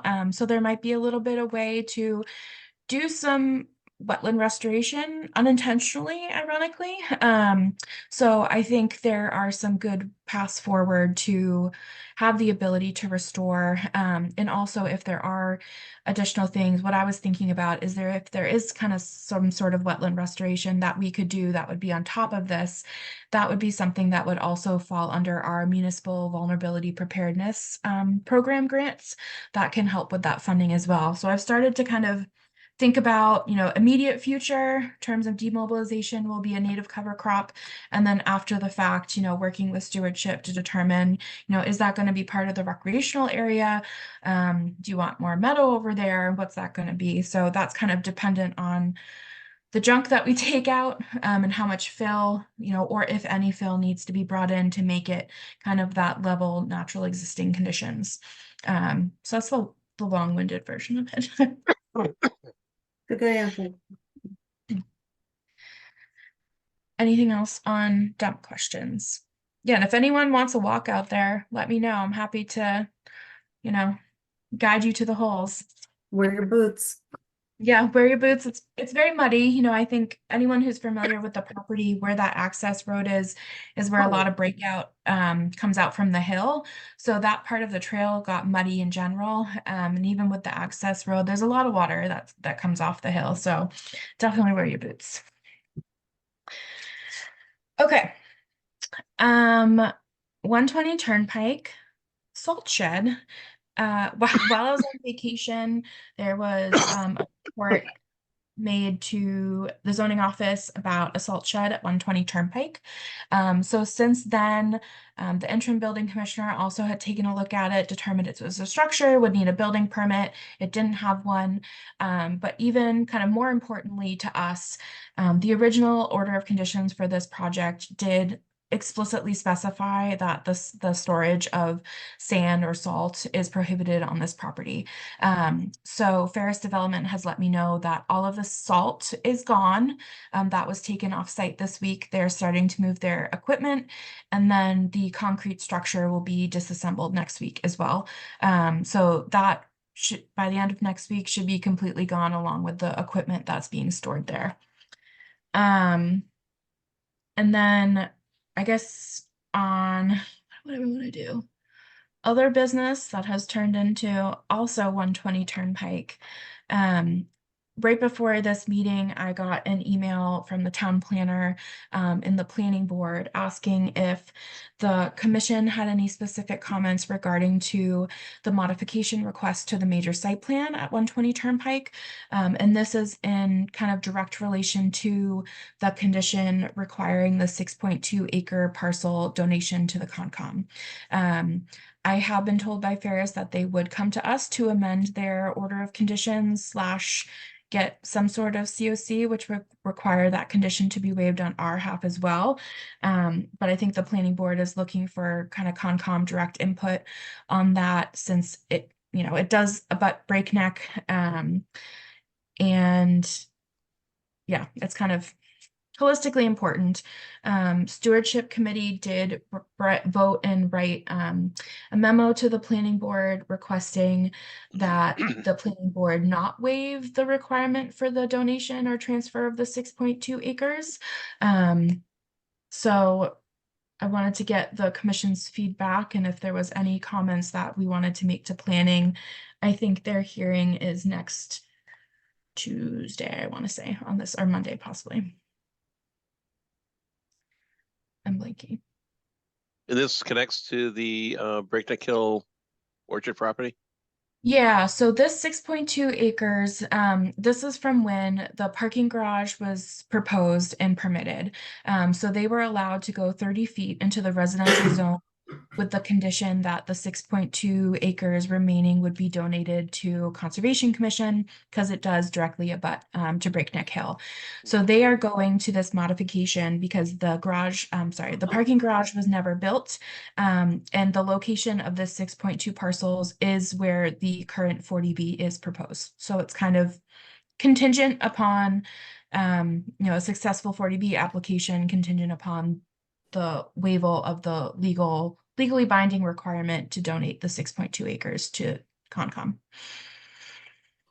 I think They did propose before we like add that- sorry. a menu of potential. Yes. Yeah, and I'm gonna actually share these really quickly so I don't just word vomit at you. So they issued a couple suggestions as in lieu of some of these. They had reached out to me to ask of potential projects that the Conservation Commission had on their docket. And I sent them back a couple things with the statement of this is no indication, that this would be acceptable. But I gave them items like that were on our open space and rec plan and master plan that we were in charge of. And those things were the ADA accessible garden beds, and I think the groundwater protection area. So they start off with potential of this piece of property on Brigham Street, which I will be completely blatant and honest that I do not support. Number one, this is a property that is unbuildable. It's kind of the leftover. It's riverfront. It's full of invasives. It has no access. It has no benefit to open space or to us, especially having been back there. I think it's a liability because of all the invasives and the down trees. So I would personally recommend to you guys that that would not be acceptable, or to the planning board. I think in terms of parking spaces and connecting trails, that's something that, we've kind of had a concern about also, that people kind of coming in just wherever, and not, we like to have designated accesses. And Kevin, I don't know if stewardship, maybe you could fill us in if they talked about any of these specifically. That might be helpful if you have anything on that one. And we definitely talked about a bunch of them. It just, none of them seemed to rise to the level of, taking 6.2 acres, abutting Breakneck Hill, acting as a buffer on Breakneck Hill, and, basically extending our premier, Concom conservation space by 6.2 acres. So yeah, we looked at the Brigham Street property and it's like, doesn't make any sense. And the other one, given the price of land in Southborough, $25,000 to a fund just didn't seem to be adequate compensation for 6.2 acres of, untouched land right now. So I completely agree. When I heard about this, and I've been poking around a little on this issue, 6.2 acres, not just anywhere in Southborough, but adjacent to really our preeminent piece of conservation land in this community. It is the jewel in our town. And to have the opportunity to add to it and protect it and enhance it is wonderful. To just give it away doesn't feel like we would be good stewards. I think also before we really undertake a serious discussion of this, I think we need some input from town council before we take any kind of official action. So this is coming out of town council's statement of they need to modify their major site plan to remove this condition. So it's basically up to us and the planning board to determine what that final outcome is. But town council is involved during this and is helping to support. Okay, even if the planning board did remove that condition, then the applicant will be coming to us, as you said earlier, to modify the order of conditions. Yep. And if it did reach that stage, I wouldn't feel comfortable acting without having had a conversation with town council. But in terms of if the planning board is asking the commission's feeling right now, I agree with Kevin and Melinda. I don't support it. The town, negotiated with the prior owner that this was, the property is going to be transferred to the town, and trading it for a useless scrap or for measures, frankly, that would I think ultimately be harmful to Breakneck Hill, adding additional entrances without signage control and so forth. I don't think is a good trade-off. So I might be a little slow in the uptake here, so forgive me. But currently there's a requirement of 6.2 acres being allotted to the Conservation Commission that's adjacent to Breakneck Hill. And this discussion is about trading that away for some weed-fulfilled parcel that's down off of Bigelow Street and 4 parking spots that are built in this 40B to access Breakneck Hill. And $25,000. I mean, $25,000. Maybe not all of those. It may be some of those. Right. I think Okay. that's But best case, yeah, it may those be are all of lists. those. Maybe. Sure. Maybe. Yeah. Okay. I doubt it, but yeah. So, that's a terrible deal in my mind. I think, And not to mention, who came up with that? if we trade away that 6.2 acres, they're going to put a 4-story apartment building on it. That's why they want. Yeah. And there's Sure, nothing wrong with sure. having 4-story apartment buildings in Southborough. I think we are all in favor of that. It's just like, at what cost? This is an incredibly high cost when there are other places this could be done.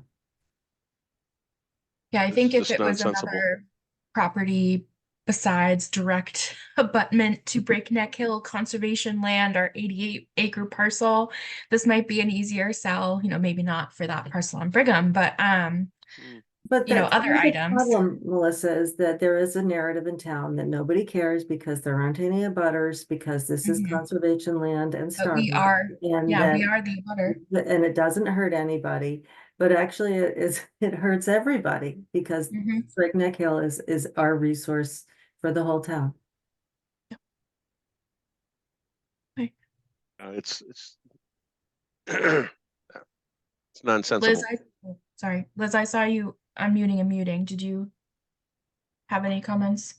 No, I'm just in agreement here. I with everyone. Like, I'm not interested in this taking on this deal.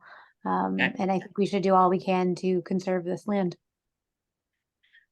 Okay, so are you comfortable with me submitting a note back to the town planner and the planning board stating that the commission, do we want to say the commission supports the stewardship's request that the planning board not waive the requirement of the donation?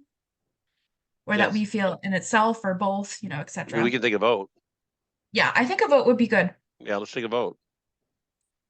So, I move that we direct Melissa to to draft the letter as discussed, that we concur with the suggestion of stewardship committee with regards to this parcel, and provide that letter to the planning board.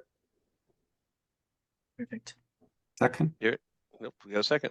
All in favor? Zulik, Yes. Barrington, yes. Upton, Yes. Smith, Yes. Passamato. Yes. Okay, just 3 more things very quickly. So one is there has been a complaint submitted that at 7 Wentworth, there's some leaf dumping and woody leaf debris, kind of yard debris that's been deposited. It is being deposited onto a different private property, and they kind of understand that those kind of legal issues between property boundary disputes, they have kindly asked them to stop, but it has not. It has continued to occur. I checked the records. This is a new owner as of last year. So, you know, the pile might not be terribly large now, but it's kind of clear that that's kind of their area of dumping. Right now, it kind of seems to be mostly at 7, but there is some in kind of looking and talking with some of the property owners that it does kind of extend down Wentworth at 5 and kind of further on. So I would suggest to the commission that we write a letter to 7 and 5 Wentworth, requesting that they, and it is obviously within the buffer zone. There is kind of a stream that runs adjacent to the back of the property line, and it does slope down towards that wet area. So I would suggest we write a letter to the property owners of 7 and 5, stating that the commission, and I did upload some of these pictures to the SharePoint as well, that we have observed leaf matter within buffer zones, and to kind of remove to the satisfaction of the commission, but with the my brain is done, with the permission of the property owner in which the parcel is. And I have talked with that property owner. He's more than willing to allow them to do so. You know, he is well aware of the laws, and I think was just concerned of, you know, this kind of illegal activity happening on his property and making sure that, you know, it doesn't continue to happen. And then also sending a general letter to the neighbors on that, you know, kind of on that line as well, because it is kind of woods in a lot of those backyards. So kind of 2 separate letters, one targeted to those 2 homeowners and one just a general, gentle reminder that they do have wetlands in the backyard. So wanted to get some thoughts from the commission on that. Certainly for the neighbor that is violating the Yeah. his neighbors, you know, he's basically trespassing and dumping his leaf And they matter and did. stuff on there. So Yeah, and they did demantle kind of a stone wall. The other property owner has kind of tried to put it back up just to kind of create that boundary. So, you know, it's not necessarily like an erosion issue, but it is that I think if gone unchecked, that leaf pile will continue to grow and migrate down towards that wetland. And my understanding is that, you know, they've tried to address the problem with that particular homeowner. It just hasn't been well received. So I think now would be kind of an opportune time to try and get that under wraps. So I just want to ask before we write a letter, has there been any attempt to educate this person with a conversation that this is actually a wetland issue? It isn't a neighbor issue? I believe, yes, that the homeowner in my conversations with him, in which this is occurring, has tried to talk with them, and, you know, state that this is kind of state and local laws, and it didn't take much traction. yeah, I mean, certainly we wouldn't write a letter that one neighbor is dumping leaves on another neighbor's yard if it wasn't in violation of wetlands, right? We gotta be careful about that. It's gotta be in violation that they're dumping leaves within the buffer zone, and it's on somebody else's property. Right. Yeah, so our concern in terms of the property is just property line issues is just ensuring that the property in which the leaves are dumped on, you know, they have permission to then remove them, which that property owner has stated he would be more than happy for them to take them away. Otherwise, it becomes a liability of the property owner that the neighbor has, right. You know, created for him. Yes. I think it's a small issue that, should be easily rectified, but hasn't gotten much traction with a friendly conversation. So if you guys are okay with it, I'll just send the general letter to 7 and 5, just with the stop dumping. There are protected wetlands in the back, any alteration to them, and needs a permit from Concom. Yeah. Yeah, Okay. and I think the same letter to both. To 5 and 7, yep. All right, awesome. Do you want their attendance at the next meeting, or are you comfortable with me trying to, I guess, use that interaction kind of offline and then just have an update at the next meeting? My opinion is the latter. All right, I'll add it under, update on open and active sites or somewhere under my agent report. So it'll be on the agenda, but not necessarily their attendance. Okay. All right. So Kevin let me know that there is yet another salt shed at the MBTA station. I think I uploaded them quickly to the SharePoint this afternoon. It is very much like a concrete block structure. It was raining today. The tarp was half off. So that wasn't the best. And there's also bags of salt next to the shed. That's kind of next to the tracks that are unprotected as well. So I'm not quite sure what's going on there. I'm going to follow up with the MBTA tomorrow and see kind of what their plan is. But, when I was out there for the barge work, that wasn't there. So it's kind of surprising now that it's April that it has shown up, and it's a pretty decently large amount of salt. So that, I think, unless you guys have any other thoughts, it's definitely within the 100-foot riparian. It's the riverfront area.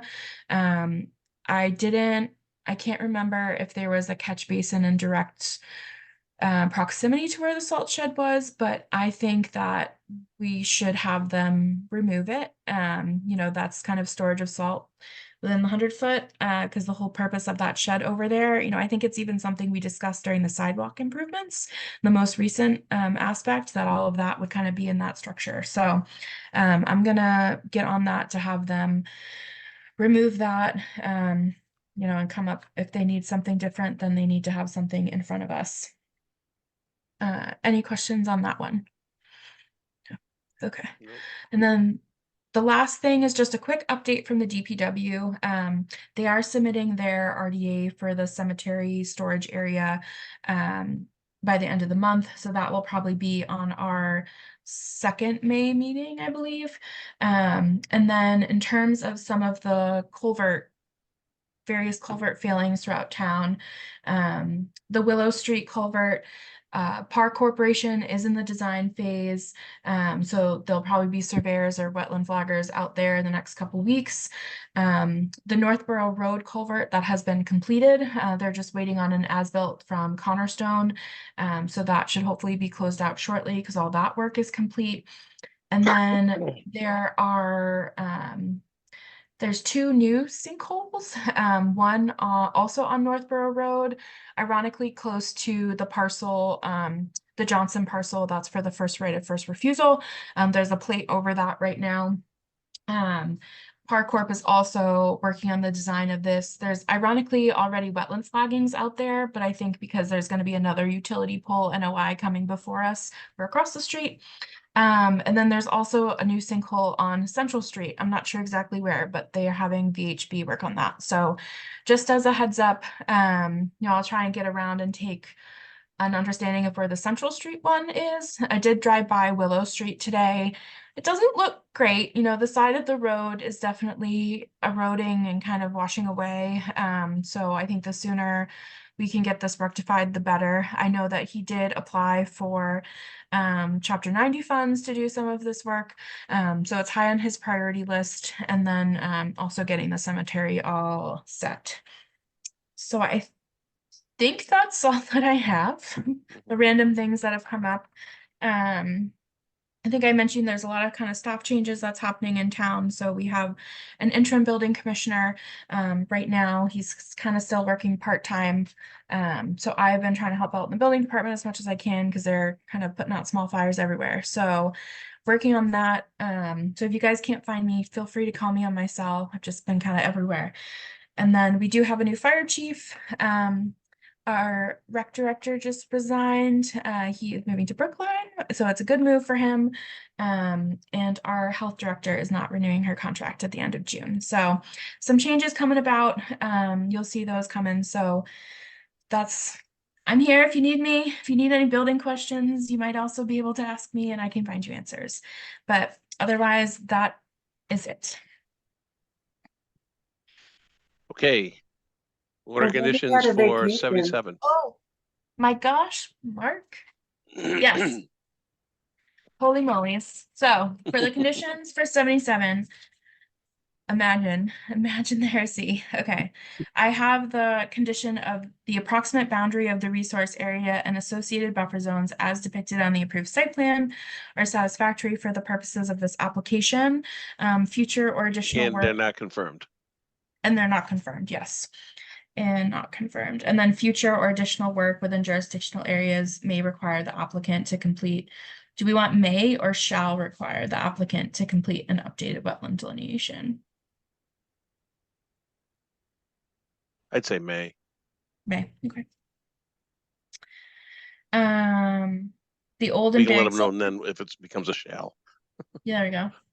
I have the condition about the old buried silt fence to be removed by hand prior to the certificate of compliance being issued. The condition about the stormwater infiltration system being maintained in perpetuity and a condition of an ongoing condition within the certificate of compliance. And then also a finding per Joe's comments about the 4% alteration, 9.44% alteration of the riverfront area, so that we have that on record so that they don't in the future get above their 10%. I think those were the 4 that I have, unless there was anything else. Nope, I guess not.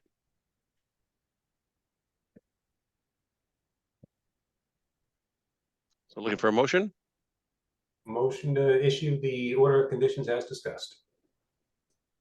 Second, Second. all in favor? Zulik, Yes. Barrington, Yes. Upton, Yes. Smith, Yes. Pasmato. Yes. Perfect. So then I think we can take a motion to adjourn. So moved. Like, or Second? not. Second. All in favor? Zulik, Yes. Barrington, Yes. Upton, Yes. Smith, Yes. Pasmato. Yes. Awesome. Thank you, guys. Okay, good night all. Good night. Wonderful Good night. Thanks for hanging in. night.